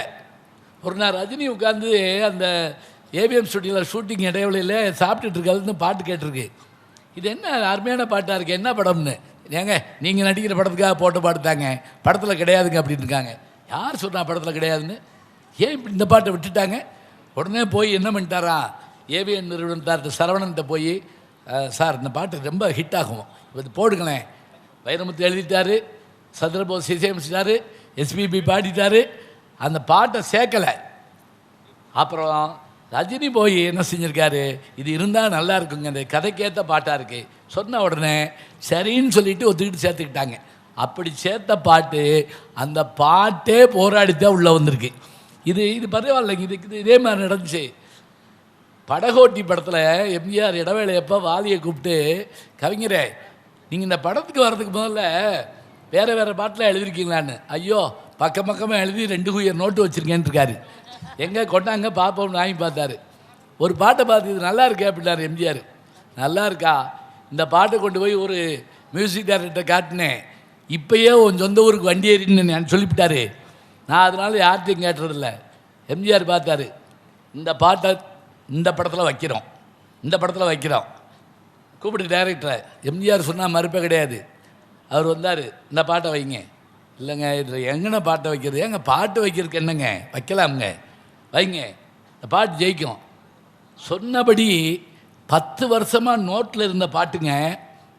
அது டிஎம்எஸ்ஸால் பாடப்பட்டு எம்எஸ்வியால் இசையமைக்கப்பட்டு எம்ஜிஆர் வாயை சச்சி பாடினோடனே அந்த பாட்டு மாதிரி ஹிட்டு வேறு எதுவுமே கிடையாதுங்க. என்ன பாட்டு தெரியுமா?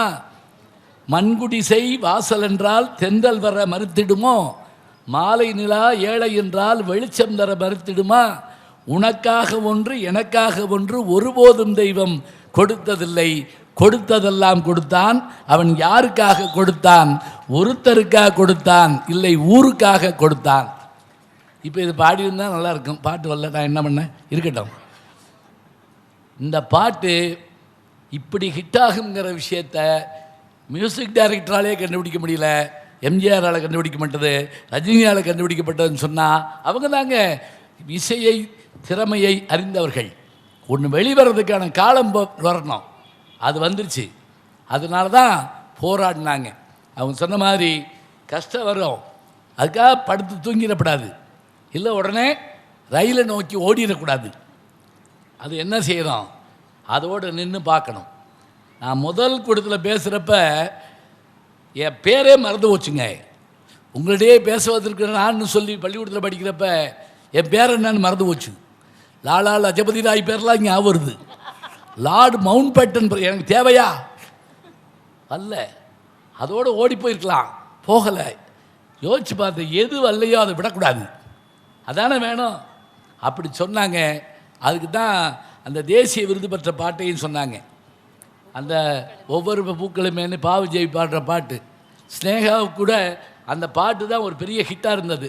அந்த பாட்டு தேசிய விருது பெற்றப்ப அமெரிக்காவில் அவங்க நான் அவங்க ஸ்னேகா அதே மாதிரி மணிவண்ணன் எல்லாம் ஒரு பெரிய டீம் போயிருந்தோம். 2003 தான் அந்த பரிசு கொடுக்குறாங்க.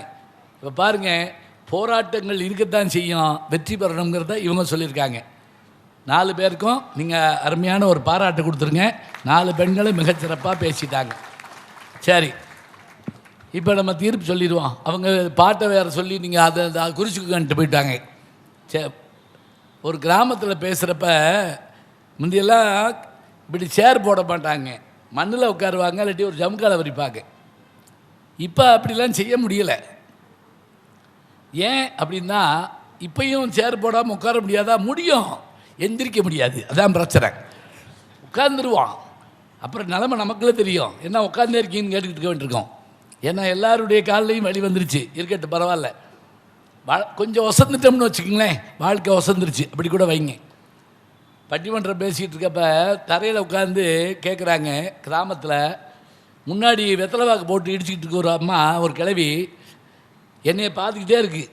நான் ஒவ்வொருத்தருக்கா மணி அடித்து உட்கார வச்சுக்கிட்டு இருக்கேன்னா, அந்த பாட்டுக்கு ஏச்சுவான் என்னை பார்த்து, அவங்களுக்கெல்லாம் நீ மணி அடிச்சு இல்லை, உனக்கு யார் மணி அடிப்பா அப்படின்னு கேட்டுச்சு. அது கவனத்தை பார்த்தீங்களா? எனக்கு மணியை அடிக்கலை, நான் விடிய விடிய பேசிடுவேணுன்னு பயம். நான் சொன்னேன், அப்புறம் நானே மணி அடிச்சுக்கிட்டுவேன், கவலைப்படாது அப்படின்னு சொல்லி சுருக்கமாக சொல்லிட்டேன். வாழ்க்கைன்னா என்ன, பூந்தோட்டமா போராட்டமா கேள்வி. இப்போ பூந்தோட்டம்னு ஆரம்பித்தாங்க. நமக்கு என்ன மகிழ்ச்சி தெரியுங்களா? பட்டிமன்றம் ஆரம்பித்து ஏறத்தால ஒரு 2 மணி நேரத்துக்கு மேலே ஆச்சு, 2.5 மணி நேரம் ஆச்சு. 2.5 மணி நேரம் ஒரு சினிமாவை எடுத்து ஓட வைக்கிறதுக்கு என்ன பாடுபடுறாங்க தெரியுமா? 500 கோடி செலவழிக்கிறாங்க, அமெரிக்காவில் போய் படம் எடுக்கிறாங்க, வயசானாலும் ஐஸ்வர்யா ராயை போட்டு தான் படம் எடுக்கிறாங்க. எப்படி எடுத்தாலும் 5 நாள் கூட அந்த படம் ஓட மாட்டேங்குது. திங்கக்கிழமை போய் கேட்டால் முந்தா நாளே தூக்கிட்டோம்ங்கிறாங்க. அன்னைக்கு தான் அந்த படம் வந்துச்சு, அப்பயே தூக்கிட்டோம்ங்கிறான். 500 கோடி செலவழிச்சா கூட 5 நாள் ஓட்ட முடியல படத்தை. மேடையில் பெருசாக ஒன்றும் லைட்டு மியூசிக்கு எதுவும் கிடையாது. அப்படி ஒன்றும் நாங்கள் பேரழகி இல்லை, ஒன்று கோச்சுக்கிறாங்கம்மா, சும்மா சொன்னேன். போட்ட மேக்கப்லாம் வேஸ்ட்டாக போச்சுன்னு நினைக்கப்படாது. சாதாரண ஆளுக தான், வெறும் வோக்கல் கார்டு, தொண்டை தான். ஆனால் உங்களை உட்காருமாறு செய்தது எது என்றால், நாங்கள் உங்களை உட்கார வைக்கலை, நாங்கள் பேசினோம், நீங்கள் கேட்டீங்க. நீங்கள் கேட்டதால தான் எங்களால் பேச முடிஞ்சதே தவிர நாங்களாக பேசி உங்களை உட்கார வைக்கலை. நீங்கள் இருந்து கேட்டீங்க, என்னதான் பண்ணுறாங்கன்னு பார்ப்போமே அப்படிங்கிற மாதிரி கேட்டீங்க. கேட்கணும், நல்ல விஷயங்களை கேட்குறப்ப மனம் நெகிழும். முந்தியெல்லாம் 1 மாதமெல்லாம் பேசுவாங்க. எப்படி மகாபாரத ராமாயணமெல்லாம் 1 மாதம் பேசுவாங்க. நமக்கு தெரிஞ்ச கதை தான். துரியோதனன் ஜாக மாட்டேன், செத்து போயிடுவான்னு நமக்கு தெரியுமில்ல, இருந்தாலும் பார்ப்போம். எங்கள் ஊரில் வள்ளி திருமண நாடகம் அது பிறந்த காலத்துலேருந்து போட்டுக்கிட்டு தான் இருக்காங்க. ஆனாலும் ஏன் கூட்டம் வரும் தெரியுமா? இந்த வள்ளி எப்படி இருக்குது, அந்த முருகன் எப்படி இருக்காரு, அதை பார்ப்போமே. அதே கதை தான். அது மாதிரி தலைப்பு எப்படி இருந்தாலும் இவங்க எப்படி பேசுகிறாங்க இருந்து கேட்க நீங்கள் முயன்று அதில் பெரும் வெற்றியும் பெற்றிருக்கீங்க. ஆரம்பிக்கிறப்ப நான் சொன்ன மாதிரி மகிழ்ச்சி முகத்தில் தாண்டவமாடுமாறு நீங்கள் அமர்ந்தது பெரிய சிறப்புக்குரிய ஒன்று. இந்த மகிழ்வை தந்த ஐயா அவர்களுக்கும் பாராட்டை சொல்லி அன்னதானம் சொர்ணதானம் போல இந்த மாதிரியான பேச்சுக்களை அவர்கள் வைப்பதும் ஒரு ஞானதானம்தான் என்று அவர்களை பாராட்டிவிட்டு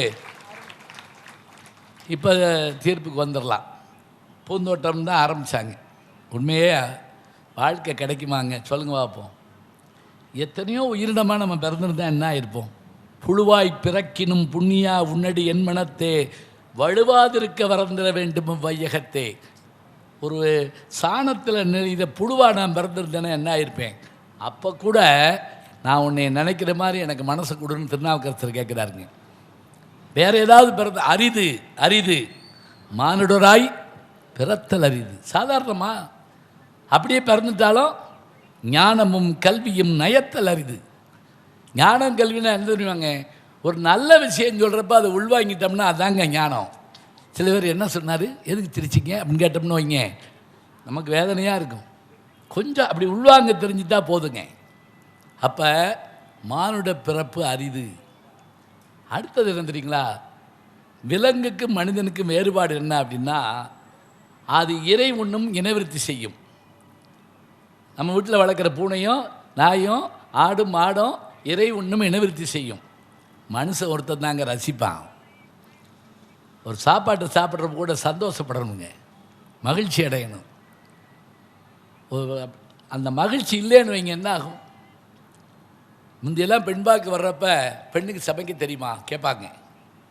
இப்போயும் கேட்குறாங்க. உடனே அந்த அம்மா சொல்கிறாங்க, அருமையாக சமைப்பா யூடியூப்பை பார்த்து. முந்தையெல்லாம் சமையல் பண்ணி தட்டில் போடுவாங்க, இப்போ நெட்டில் போடுறோம், பார்க்குறோம் இல்லையா? ஒரு அம்மா ரசம் வச்சு இப்படி கையில் பிடிச்சி செல்ஃபி எடுத்துச்சு. நான் வைத்த ரசம் நவரசம் ஒரு ஹேஷ்டாக் போடுச்சு, ஸ்டேட்டஸில் வச்சிருச்சு. வேலையை தவிர 500 பேர் பாராட்டிட்டான், லைக் போட்டான், அற்புதம் அபாரம் வாவ் அப்படின்ட்டான். இந்த அம்மாவுக்கு பெருமை தாங்கலை. சே, இந்த ரசத்துக்கு இவ்வளவு ஒரு பெரிய ரசிகர் கூட்டமாக. அதே ரசத்தை புருஷனுக்கு ஊற்றிருக்கு, அவன் மண் மாதிரி உட்காந்துட்டுருக்கான். இந்த அம்மா கோவம் தாமங்களை செல்ல காமிச்சு 500 பேர் பாராட்டியிருக்கான். ஒரு வார்த்தை சொல்கிறியா? அவன் சொன்னேன், ஏய் லூசு, அவன்லாம் ரசத்தை பார்த்தவன், நான் தான் திங்க போகிறவன், என் நிலைமை எனக்கு தான் தெரியும்.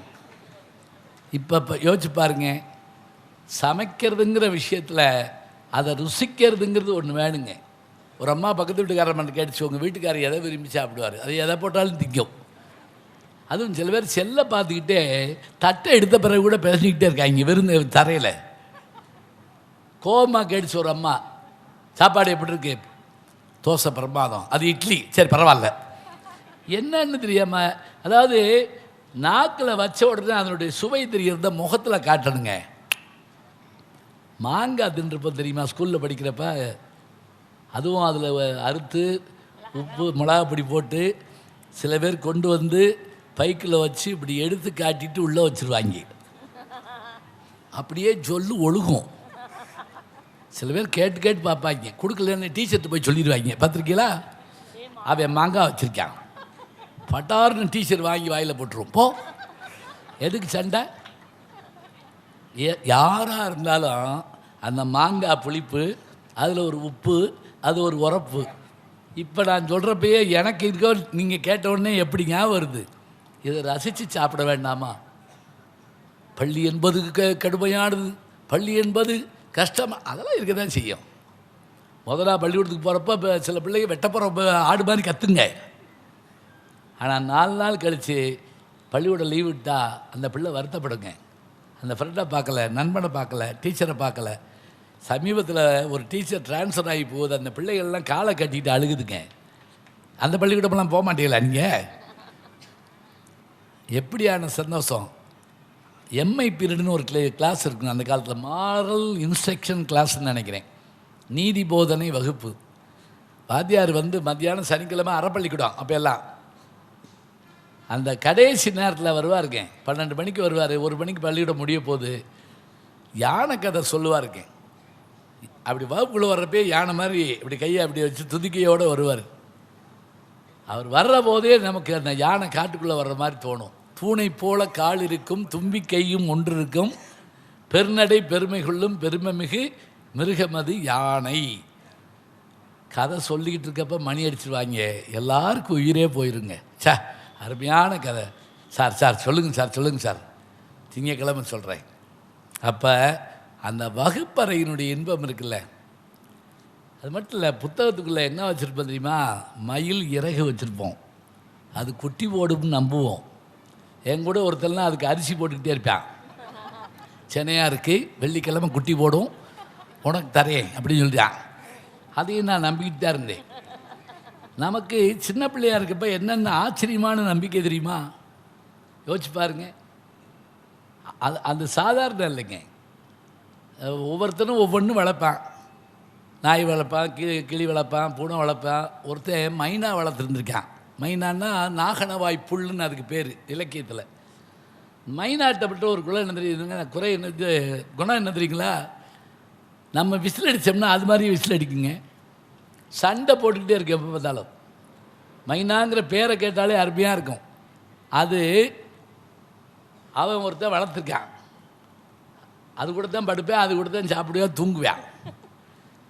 ஒரு நாள் திங்கக்கிழமை பள்ளிக்கூடம் திறந்துட்டாங்க. மைனாவை அம்மாட்ட கொடுத்து பார்த்துக்கல சொல்லிட்டு போயிட்டான். அது தங்குன்னு தவி தண்ணிக்குட்டில் விழுந்து செத்து போச்சு. அம்மாப்பா ஐயோ என்ன செய்யணும் அப்படின்ட்டு சாயங்காலம் வந்தோடனே மைனா எங்கேன்னு கேட்டான். செத்து போச்சுடா. சரி சோறு போடு அப்படின்னா சாப்பிட்டு போயிட்டான். அம்மாவுக்கு ஆச்சரியம். இந்த பையன் அழுகவே இல்லை. 8 மணிக்கு வந்தான். மைனா எங்கே அப்படின்னா செத்து போச்சுடான்னு ஓடு கத்தி உருட்டு அழுதுருக்கான். ஒரு அறை விட்டு சேர்ந்தம்மா, ஏன் நாய் 4 மணிக்கு அதானே சொன்னேன், அப்போ அழுகாமல் இப்போ அழுகிற, அது நைனா வாக்குன்னு நினச்சேன் அப்படின்னு இருக்கான். அவனுக்கு மைனா செத்தா இந்த மாதிரி இந்த குழந்தை எப்படி சிரிக்கிறான்னு ஒரு நிமிஷத்துக்குள்ளே நமக்குள்ளே உடம்புக்குள்ளே போய் அப்படி ஒரு ஒரு உற்சாகத்தை உண்டாக்கிடுச்சு பாருங்க. அது மட்டும் இல்லைங்க, ஒவ்வொரு விளையாட்டுலையும் நம்ம வச்சுருக்க அந்த விளையாட்டு பொருளை எப்படி பாதுகாப்பு தெரியுமா? நான்லாம் பம்பரம் வச்சுருப்பேங்க. அந்த பம்பரத்தை தலைக்கு வச்சு தான் படுத்திருப்பேன். அதை எவனும் தூக்கிட்டு போயிடுவானோ என்னமோன்னு. அது ஒரு நான் காணா போச்சு. இனிமேல் நம்ம எப்படி வாழ போகிறோம்னு நினச்சேன் நான். பம்பரம் இல்லாமல் மனுஷன் வாழ முடியுமா? நான் பட்ட கவலை யாரும் பட்டிருக்க மாட்டாங்க. ஒவ்வொரு வயசுலேயும் ஒவ்வொரு சின்ன சின்ன கவலைகள். ஆனால் அதை அனுபவிக்கக்கூடிய சந்தோஷம். எங்கேயாவது சுற்றுலா போகிறோம்னு சொன்னால் அந்த பிள்ளைகளோடு சேர்ந்து நம்ம போயிட்டு வருவோமே, அடே அப்பா எவ்வளோ மகிழ்ச்சியாக இருக்கும். அந்த மகிழ்ச்சியை அனுபவிக்கணுங்க. அப்புறம் பருவம் மாறும், காதல் வரும். காதல் வந்தால் அந்த காதல் வாழ்க்கையை அனுபவிக்க எத்தனை பேருக்கு தெரியும்? அழகழகான விஷயங்களை சொல்லுவான். எல்லாமே அவனுக்கு இனிமையாக தெரியும். உலகமே தன்னை பார்க்குற மாதிரிலாம் இருக்குன்னு வைரமுத்து எழுதுவார். காக்கை கூட அவனை கவனிக்காதான், ஆனால் உலகமே தன்னை பார்ப்பதாக அவன் நினைப்பானான். அப்படி என்னடா அந்த பிள்ளைகிட்ட இருக்குது? சில பேர் கேட்பான். இது நீங்கள் எப்போ இருந்து? லைலா மஜ்னூன் காலத்துலேருந்து இருக்குதுங்க. அக்பர் கேட்டாராம் மஜ்னுட்ட, தன்னுடைய மகன்கிட்ட, பார் லைலா லைனான்னு அலையாத, லட்சம் பெண்களை கொண்டு இறக்குறேன். அப்படி என்ன லைலாட்ட இருக்கு? அவன் சொன்னான், மஜ்னு கண்களை கொண்டு பாருங்கள், லைலாவின் அழகு தெரியும் அப்படின்னா. ஏன் கண்ணில் பாரியா, அப்போ தான் அழகு தெரியும். நீங்கள் 1000 கூட சொன்னாலும் கூட அந்த கண்ணுக்கான ஒரு காதல், அதுக்கான ஒரு இன்பம். எல்லாரும் ஒரு காதலை கடந்து வந்திருப்போம். யாரும் சொல்ல மாட்டோம். சொல்ல முடியுமா? அப்போவும் சொல்ல முடியாது, இப்போவும் சொல்ல முடியாது. யோசிச்சு பாருங்க. ஆனால் அது எப்போவும் மனசுக்குள்ளே இருக்கும். ஓர் 1000 பார்வையிலே உன் பார்வையை நான் அறிவேன், உன் காலடி ஓசையிலே நம் காதலை நான் அறிவேன். எங்கள் ஊரில் அழகர் ஆற்றுல இறக்குவாருங்க. 10 லட்சம் பேர் வருவாங்க. அதில் அந்த பிள்ளையை கண்டுபிடிச்சி விடுவேன். நம்மளால் வந்திருக்குடா அப்படி. அழகரை பார்க்க மாட்டாங்க. அவர் அடுத்த வருஷம் வருவார். இந்த பிள்ளை அடுத்த வருஷம் பிள்ளையோட வந்தாலும் வந்துடும், கல்யாணம் ஆகிடும். அத்தனை பேருக்கு நடுவில் உன் 1000 பார்வையில் உன் பார்வையை நான் அறிவேன். அதுவும் எங்கள் ஊரில் சல்லியேட்டு நடக்கிறப்ப ஆச்சரியத்தை பார்த்திங்கன்னா, அந்த வண்டி மேலே நின்றுக்கிட்டு அந்த பிள்ளையை கரும்பை கடிச்சிக்கிட்டு அந்த பையனை பார்த்து அப்படிங்க, எங்கே ஆம்பளையாக இருந்தால் அந்த மாட்டைப்பிடி உடனே பார்த்துடுவாங்க. கண்ணின் கடைப்பார்வை காதலியர் காட்டிவிட்டால் மண்ணில் குமரருக்கு மாமலையும் ஓர் கடுகாம், பாரதிதாசன் சொல்கிறார். பெரும்பாலும் பார்த்துருக்கீங்களா, சல்லியேட்டில் மாடு பிடிக்கிறவன மாடு குத்தாது. ஐஸ் வாங்கி திங்க இறங்கியிருப்பான். அவனை குத்தி தூக்கிடும். மறுநாள் பேப்பரில் மாடுபிடி வீரர் சிக்கினார். அவன் ஐஸ் வாங்க வந்தவன். அந்த ஒரு பார்வையில் அவன் அந்த மாட்டை அடக்கிட்டு அந்த பிள்ளைய பார்ப்பான் பாருங்க. ஒரு பார்வை, இந்த வெற்றி பார்வை எவ்வளோ சந்தோஷம். அவளுக்கு ஒரு பெருமை பார்வை. இதெல்லாம் பார்க்க வேண்டாமா? உன் கண்ணாடி போட்டு போய் உன் கண்ணு சரியில்லை இப்படியா சொல்லுவான்? இல்லை, கல்யாணம்ங்கிறது மகிழ்ச்சி தானேங்க. பொண்ணு பார்க்க வர்றாங்கன்னு சொன்னால் அந்த பெண்ணு எப்படி மகிழ்ச்சி அடையும்? அந்த மாப்பிள்ளை என்ன சந்தோஷப்படுவார்? அந்த சுற்றி இருக்கவங்களாம் எவ்வளோ மகிழ்ச்சி அடைவாங்க. அதுதானே இன்பம். அந்த தாலி கட்டுறது ஒரு 5 நிமிஷம் தான். அவ்வளவு செலவு பண்ணி எதுக்காக கல்யாணம் பண்ணுறோம்? எல்லா கல்யாணமும் அம்பானி வீட்டு கல்யாணம் மாதிரி நடக்காது. இருந்தாலும் அவங்க ஒரு வீட்டுக்கு அது அம்பானி வீட்டு கல்யாணம் தான். அந்த சந்தோஷம். அதுவும் அந்த பழைய காலத்தில் ஆல்பத்தை பரட்டி பார்ப்போமுங்க. இப்போல்லாம் அப்படி இல்லை, வீடியோவை போட்டு பார்க்குறோம். இந்த வீடியோவை போட்டு பார்க்குறப்ப அந்த மனைவி கணவனை போட்டு பாடாக படுத்தும். இங்கே இருக்கேன், இந்தா எங்கள் சித்தப்பா, இந்தா எங்கள் மாமா, இந்தா எங்கள் தாய் மாமி, இவர் தாங்க நம்ம கல்யாணத்துக்கு ஏற்பாடு பண்ணார், இவனை தாண்டி தேடுறேன், நான் யார் யாரையோ சந்தேகப்பட்டுக்கிட்டு இருந்தேன்.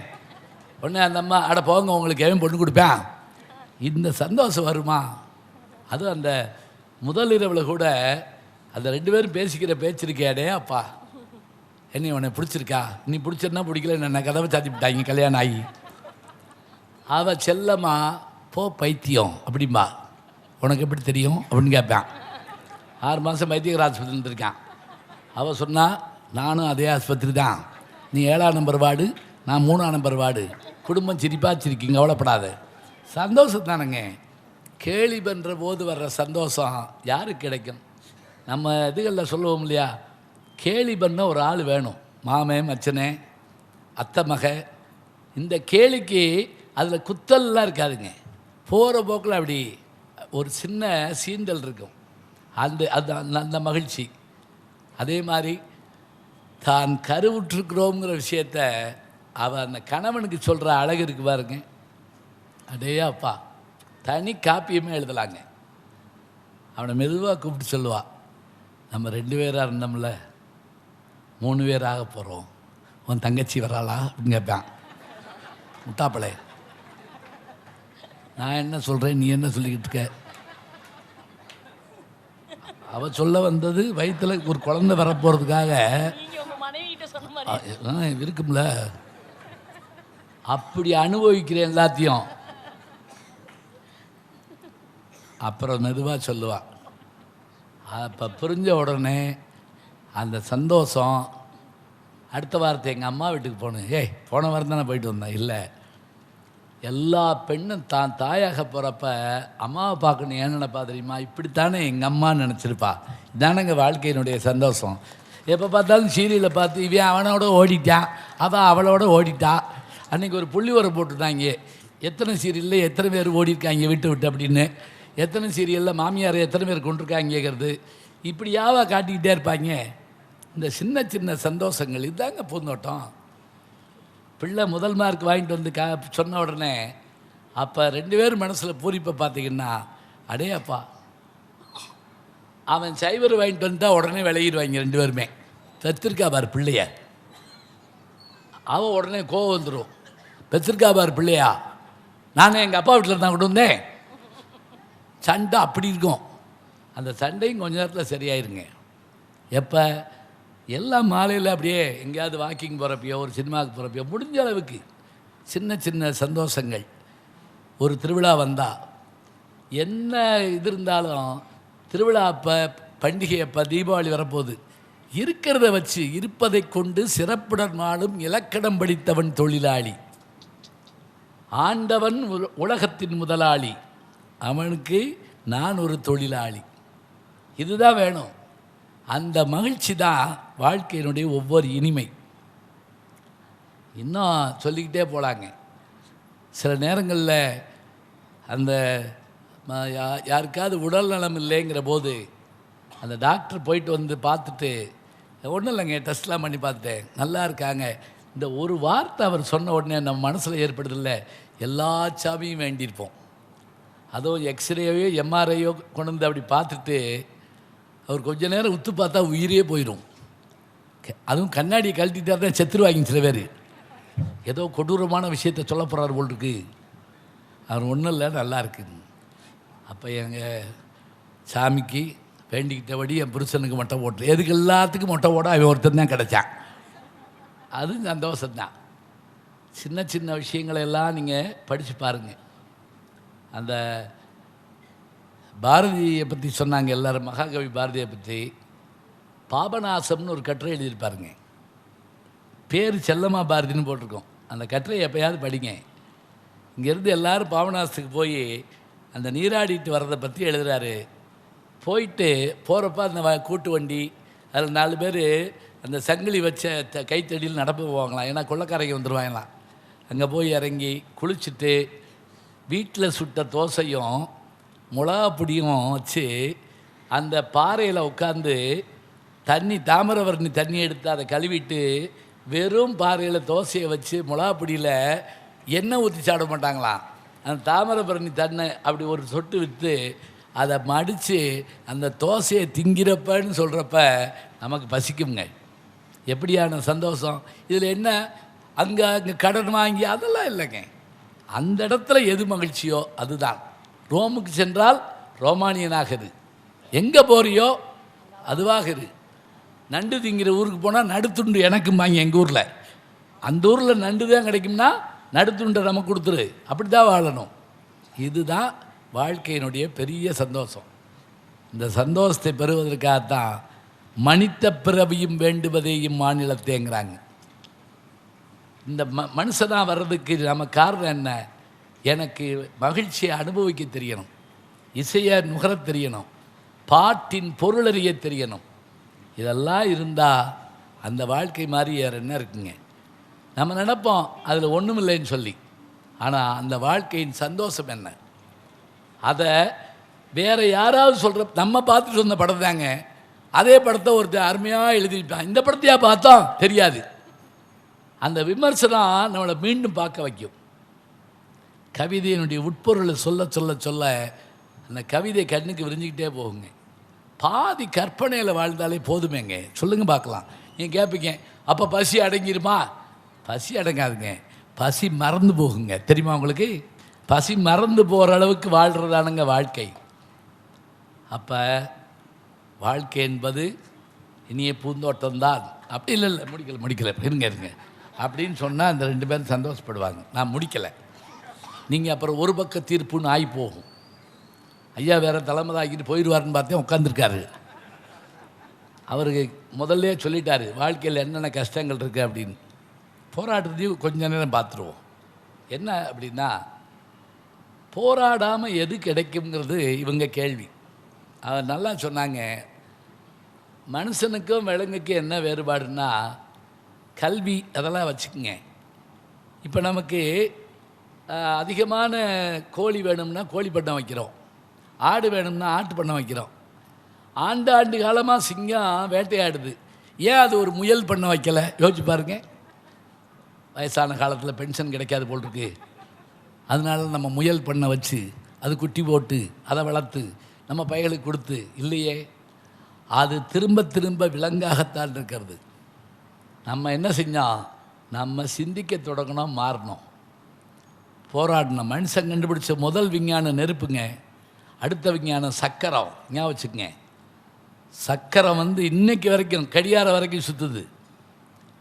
வாழ்க்கை சக்கரம் போலக்கிறான். அந்த சென்றுவா மகனே சென்றுவான்னு ஒரு பாட்டு கண்ணாசன் எழுதியிருப்பார் மகாகவி காளிதாஸ் படத்தில். தாழ்வென்றும் உயர்வென்றும் சக்கரம் சுழல்கின்றது, அதில் தான் சரித்திரம் நிகழ்கின்றது அப்படிம்பார். ஏன்னா மேல் கீழ் வரும். அப்போ அவன் என்ன பாடுபட்டிருப்பான்? நம்முடைய முன்னோர்கள் குகையில் தான் இருந்திருப்பான். குகையில் எழுதப்பட்ட அந்த ஓவியங்களை வச்சு தான் அவனுடைய வரலாறையும் நம்ம தெரிஞ்சுக்கிறோம். திருவள்ளூர் மாவட்டத்தில் இருக்கக்கூடிய குகைகளில் அங்கே கிடைச்சக்கூடிய பதிவு என்ன தெரியுமா? ஆதி மனிதன் பிறந்த இடம் இந்த இடம், அதுக்காக இருக்கணும். கீழடியை தோண்டினா தமிழனுடைய எழுத்துக்களை வச்சு நாம் இன்னமும் நம்ம தான் பழைய குடிங்கிற ஒரு நம்பிக்கை வருதுன்னு சொன்னால் அப்படித்தானங்க மேலே வந்திருக்கோம். ஒவ்வொன்றா கண்டுபிடிக்கவும் என்ன பாடுபட்டோம். நம்ம சொல்கிறோம் இப்படியே இருக்குது, அது அப்படியே இருக்குது, அப்படி இருக்குதாங்க செய்யும். வேறு வழி என்ன? இந்த வழியில் மாறி வரணும். உன்னை பெறுவதற்காக நம்ம முயலணும். நீங்கள் நான் அடிக்கடி சொல்கிற ஒரு வார்த்தை என்ன தெரியுமா? வாழ்க்கை வரலாறுகளை படியுங்கள், பயண நூல்களை படியுங்கள். இது மாதிரி எதுவும் கிடைக்காது. ஏன் வாழ்க்கையை இதை படிக்கிறது தெரியுமா? அதில் அனுபவம் கிடைக்குங்க. ஒரு குழந்தைய உடம்பு முழுவதும் அம்மா பார்த்த குழந்தைய தூக்கிட்டு ஒரு கிளவி வர்றா. அந்த குழந்தைக்கு அம்மை இருக்குதுன்னு பார்த்த உடனே நடுங்கி போன அந்த டாக்டர், அந்த விஞ்ஞானி பயப்படுறாரு. ஏம்மா, இது தொத்து நோய், நீ பிள்ளையை இடுப்பில் தூக்கிட்டு வர்ற, உனக்கு வந்துடும், ஏன் இப்படி தூக்கிட்டு வந்த? ஏதாவது ஒரு தொட்டிலில் இது பண்ணி தோளில் தூக்கிட்டு வந்திருக்கலாம்ல, ஏன் இடுப்பில் தூக்கிட்டு வந்த? உனக்கு அம்மா பார்த்துருச்சுன்னா என்ன செய்வ? அவர் சொன்னா, வராது. ஏன்னா நான் சின்ன பிள்ளையாக இருக்கப்போ எனக்கு அம்மா பார்த்துருக்கு. அம்மா பார்த்த ஒரு உடம்புல மீண்டும் அம்மா வராது. இது தாங்க அம்மை மருந்து கண்டுபிடிப்பதற்கான மூலாதாரம். இதுதான், இந்த வார்த்தை தான். எட்வர்ட் ஜென்னர், ஞாபகம் வச்சுக்கோங்க. எட்வர்ட் ஜென்னர் அம்மை நோய்க்கு மருந்து கண்டுபிடிச்சவர். அவர் எப்படி இது பண்ணுறாருன்னா, சரி அப்படின்னா செயற்கையாக ஒரு சின்ன அம்மை நோய் கிருமியை உடம்புல செலுத்தினா என்ன ஆகும்? இப்போ கொரோனா ஊசி என்னங்கிறீங்க, அதில் ஒரு சிறு துளி தான் நமக்கு செலுத்தப்பட்டது. அதை எதிர்த்து நம்ம உடம்பு போராடிடுச்சுன்னா நாம் தப்பிச்சிடுவோம். இதுதான் பழைய ஏற்பாடு. இப்போ பாருங்கள், இதை போய் அந்த மன்னர்கிட்ட சொன்னப்போ அவர் ஒத்துக்கிற மாட்டேன்ட்டாராம். வேணாம் வேணாம், சும்மா இருக்கவனுக்கு ஊசியை போட்டு செத்து போயிட்டாங்கன்னா நம்மளை பாடாப்படுத்தி விடுவாங்க. அப்போ என்ன செய்யலாம்? அவர் சொன்னார், அமைச்சரவையெல்லாம் சொன்னாங்க, மாடுகளுக்கு போட்டு பாருங்க. 100 மாடுக்கு போட்டாச்சுங்க செயற்கை அம்மையை. இரவெல்லாம் இந்த விஞ்ஞானி தூங்கலை. ஏன் தெரியுமா? மாடெல்லாம் செத்து போச்சுன்னு வைங்க, விடிய காலை இவரை கொண்டு விடுவாங்க. 99 மாடு பிழைச்சிக்கிடுச்சு, 1 மாடு தான் செத்து போச்சு. இப்போ பாருங்கள், ஒரே மாத்திரை எனக்கும் கொடுக்குறாங்க, இவங்களுக்கும் கொடுக்குறாங்க. இவங்களுக்கு ஒத்துக்கிறது எனக்கு ஒத்துக்கலைன்னா மாத்திரை மேலே குற்றம் இல்லை, என்னுடைய உடம்பு அதை ஏற்கலை. இப்போ கண்டுபிடிக்கப்பட்டதான் அம்மை தடுப்பூசி. இதை கண்டுபிடிப்பதற்கு ஒரு சிறு பொறி, அவ்வளோதான். இன்னைக்கு மனித இனம் பிழைச்சி நிற்கிது. போலியோங்கிற ஒரு நோய் இருக்குல்ல, இடுப்பு கீழே விளங்காமல் போய் பிள்ளைக தவந்து வர்றதை பார்க்குறோம்ல. இந்த நோய்க்கு மருந்து கண்டுபிடிச்ச அந்த விஞ்ஞானி டாக்டர் சமீபத்தில் தாங்க ஒரு 5 வருஷத்துக்கு முதல்ல இறந்து போனார். அவர் செஞ்ச மாபெரும் செயல்பாடு இறந்துறீங்களா? அந்த கண்டுபிடிப்புக்கு காப்புரிமை வாங்க மாட்டேன்ட்டார். காப்பி ரைட் வேண்டாம், இது உலக மக்களுக்கு இலவசம். யார் சொல்லுவா? வித்திருந்தா எப்படி சம்பாரிச்சலாம் தெரியுமா? அதில் வில்லாதி வில்லை யாருன்னா நம்ம தாமஸ் ஆல்வா எடிசன் தான். எல்லாத்துக்கும் காப்பி ரைட் வாங்கினார். இன்றைக்கி ஐயா சொன்னாங்கல்ல, இங்கே இருக்கக்கூடிய மருத்துவமனையை பற்றி சொன்னாங்க இல்லையா, வேலூர் சிஎம்சி மருத்துவமனை. அதை நிறுவனங்க பேர் தெரியுமா உங்களுக்கு? அவங்க வாழ்க்கை வரலாறு தெரியுமா? அந்த அம்மாவுடைய வாழ்க்கை வரலாறு படிச்சிருக்கீங்களா? அந்த அம்மா அவங்க அப்பாவோட இந்தியாவில் தங்கியிருக்காங்க. அப்போ இரவு நேரம் கதவு தட்டப்படுது. ஒருத்தன் ஓடி என் மனைவிக்கு பிரசவ வேதனை, டாக்டர் டாக்டர் வாங்க. அந்த பிள்ளை சொல்லுது, நான் டாக்டர் இல்லை, எங்கள் அப்பா தான் டாக்டர், அவர் வரட்டும். சீச்சி, ஆம்பளையை வச்சு நாங்கள் பிரசவம் பார்க்க மாட்டோம் சொல்லி முடிச்சுட்டு போனாங்க. மறுநாள் காலையில் 2 உயிரை தூக்கிட்டு போகிறாங்க. ஒரு வாரம் கழிச்சு இதே மாதிரி இன்னொரு இனவங்க வர்றாங்க. ஆம்பளைக்கு நாங்கள் ஆம்பளை பைத்தியம் பார்க்க விட மாட்டோம். அன்றைக்கு 2 பிண ஊர்வலம் போதுங்க. அந்த பொண்ணு நினச்சா, நான் டாக்டர் ஆவேன், மருந்து கண்டுபிடிப்பேன், பிரசவத்தில் 2 பேரையும் காப்பாற்றுவேன். அவர் இந்த அம்மா தான் ஐடாஸ் கட்டர், ஞாபகம் வச்சுக்கோங்க. மருத்துவ படிப்பை விரும்பி படித்த வரவர். அதோடு மட்டும் இல்லை, இங்கே வந்தாங்க, வேலூரில் தான் இந்த மருத்துவமனையை நிறுவி. இது மட்டும் இல்லை, இன்னைக்கு உலகத்தரம் வாய்ந்த அந்த அம்மை இதுக்கு புற்றுநோய்க்கு மருந்துன்னு சொன்னால், இதை கண்டுபிடிக்கிறதுக்கு மற்றவர்களை எத்தனை பாடுபட்டிருப்பாங்க. 2 முறை நோபல் பரிசு பெற்ற ஒரு பெண்மணி யார் தெரியுங்களா? Madam Marie Curie. ஆம்பளை ஒரு தடவை வாங்கினா 2 முறை நோபல் பரிசு. ஒன்று கணவரோடு சேர்ந்து, கணவர் ஒரு ஆக்சிடெண்ட்டில் இறந்து போயிட்டார். உடனே போய் அழுதுட்டு உட்காரல, மீண்டும் முயற்சி பண்ணி வாங்கிருச்சு அந்த அம்மா. அந்த அம்மா கண்டுபிடிச்ச மருத்துவங்களால் தான் இன்னைக்கு வரைக்கும் புத்துநோயிலேருந்து நம்ம மீண்டுட்டு வர்றோம். அந்த அம்மாவுடைய உடம்பை கடைசியில் செக் பண்ணுறப்பங்க அதீதமான கதிர்கள் அந்த அம்மாவோட உடம்புல பாஞ்சிருந்துச்சு. பாருங்க, ஒரு மருத்துவத்தை கண்டுபிடிக்கிறதுக்கு என்ன பாடுபடுறாங்க, மருந்தை கண்டுபிடிக்க. இந்த மருந்தினால் விஷம் இது செத்து போயிடும்னு கண்டுபிடிக்க ஒரு விஞ்ஞானி என்ன பண்ணான் தெரியுமா? அந்த விஷத்தை நாக்கில் தொட்டு வச்சுட்டு கையில் எழுதுறாங்க. தலை சுற்றுகிறது, வாந்தி வருகிறது, நெஞ்சு அடைக்கிறது, சொல்லிக்கிட்டு இருக்க போய் செத்து போயிட்டாங்க 4 வரியில். அப்புறம் தான் அந்த விஷம் கொடுமையான விஷம் கண்டுபிடிச்சாங்க. சயனைடுன்னு சொல்கிறோம் இல்லையா, இந்த விஷத்தை கண்டுபிடிக்க. இதே போல் விஞ்ஞானத்துறை, போராட்டங்கள், வாழ்வியல் எல்லாவற்றிலையும் சண்டை போடணும். கடைசி பஸ்ஸும் போயிடுச்சுன்னு கவலைப்படக்கூடாது. அடுத்து என்ன செய்யணும்னு யோசித்து பார்க்கணும். எனக்கு நல்லா தெரியும், ஒரு தடவை நாங்கள் விருத்தாச்சலத்தில் பேசிட்டு பட்டி பண்ண முடிஞ்சால் கடைசி பஸ் கிடையாது. அப்போ எங்கள் நண்பர் ஒருத்தர் மெய்கண்டான் ஒரு வழக்கறிஞர், அவர் தான் ஏற்பாடு பண்ணியிருந்தார். நாங்கள் ஒரு 6 பேர் தான். அந்த கடைசி பஸ்ஸு விருத்தாச்சலத்தை உளுந்தூர்பேட்டையிலேருந்து விருத்தாச்சலத்துக்கு வருது. நாங்கள் 6 பேர் நாளைக்கு கையெழுத்து போடணுமே, கடைசி நாள் பள்ளிக்கூடத்தில் கையெழுத்து போடணும், காலேஜில் கையெழுத்து போடணுமே, எப்படி போவோம்? உளுந்தூர்பேட்டை போயிட்டால் போயிடுவீங்களா? நான் போயிடுவோம், மெயின் ரோட்டில் போயிடுவோம். உடனே அவர் ஒன்றும் சொல்லலைங்க. அந்த பஸ்ஸு டிரைவர் கண்டக்டர் கூப்பிட்டாரு. இந்த மொத்த பஸ்ஸுக்கு எவ்வளவு டிக்கெட் ஃபுல்லாக எவ்வளோ கொடுப்பீங்க, எவ்வளோ வரும்? 120 ரூபா. பாருங்க, அப் அண்ட் டவுன் 240 நான் தர்றேன். இந்த 6 பேரை இறக்கி விட்டுருங்க. 10ஆவதுக்கு உங்கள் 2 பேருக்கும் டீ குடிக்க காசு தர்றேன். ஒரு பஸ்ஸில் நாங்கள் 6 பேர் போகிறோம். இது என்ன தெரியுங்களா? எங்களுக்கு போச்சு, நாங்கள் அவ்வளோதான் நினைக்கல, அவரும் நினைக்கல. அடுத்த தீர்வு என்னன்னு ஒருத்தர் கண்டுபிடிச்சிட்டாருன்னா அதாங்க வாழ்க்கை. வேற என்ன இருக்குது? நம்ம முடியாதுன்னு உட்கார்ந்துருந்தா என்ன அர்த்தம்? முடியாதது என்பது முட்டாள்களின் வார்த்தைன்னு எழுதுனா நெப்போலியன். அவனுடைய டிக்ஷனரியில் அந்த வார்த்தையை, அந்த இம்பாசிபிள்ங்கிற வார்த்தையை இருக்கவே விட மாட்டானான். அந்த 15 அடி கொண்ட ஒரு வாய்க்கால குதிரை தாண்டாதுன்னு சொன்னப்போ 10 அடி தான் தாண்டும்னா 5 அடி குதிரையிலேருந்து தப்பி குதிச்சாது நான் போயிடுவேன்னு சொல்லி காமிச்சான். அவன் தான் நெப்போலியன். நினச்சி பாருங்க, அந்த நெப்போலியனோடு தான் ஹைதர் அலியும் மற்றவர்களும் அந்த ஒரு இணைப்பு வச்சு ஆங்கிலேயர்களை விரட்டணும்னு நினைக்கிறாங்க. வரலாறுகளை படித்து பார்த்தா தான் நமக்கு தெரியும் இந்த போராட்டங்கள் நிகழலைன்னா என்ன இருக்குது. நம்ம சர்வசாதாரணமாக சொல்கிறோம். இந்த சுதந்திரம் என்ன செய்தது? நேரு அவர்கள் பிரதமராகி ஜீப்பில், திறந்த ஜீப்பில் வர்றாருங்க. ஒருத்தர் நடு ரோட்டில் நின்று கேட்டான், இந்த சுதந்திரம் எனக்கு என்ன செய்தது? எல்லோரும் போய் பிடிச்சிக்கிட்டாங்க. அவர் இறங்கினார் கீழே. பிடிக்காத விடு, இங்கே வா. இந்த சுதந்திரம் என்ன செய்யுதுன்னு கேட்டியல. ஒரு பிரதம மந்திரி வந்தப்போ நடு ரோட்டில் நின்று ஜீப்பை மறைச்சி இந்த சுதந்திரம் எனக்கு என்ன செய்ததுன்னு கேட்டியல்ல, இந்த தைரியத்தை உனக்கு சுதந்திரம் கொடுத்தது. நீ வெள்ளைக்காரன்ட்ட கேட்பியா? ஓடி போயிடுவேன். உனக்கு சுதந்திரத்தை கொடுத்தது இதுதான்.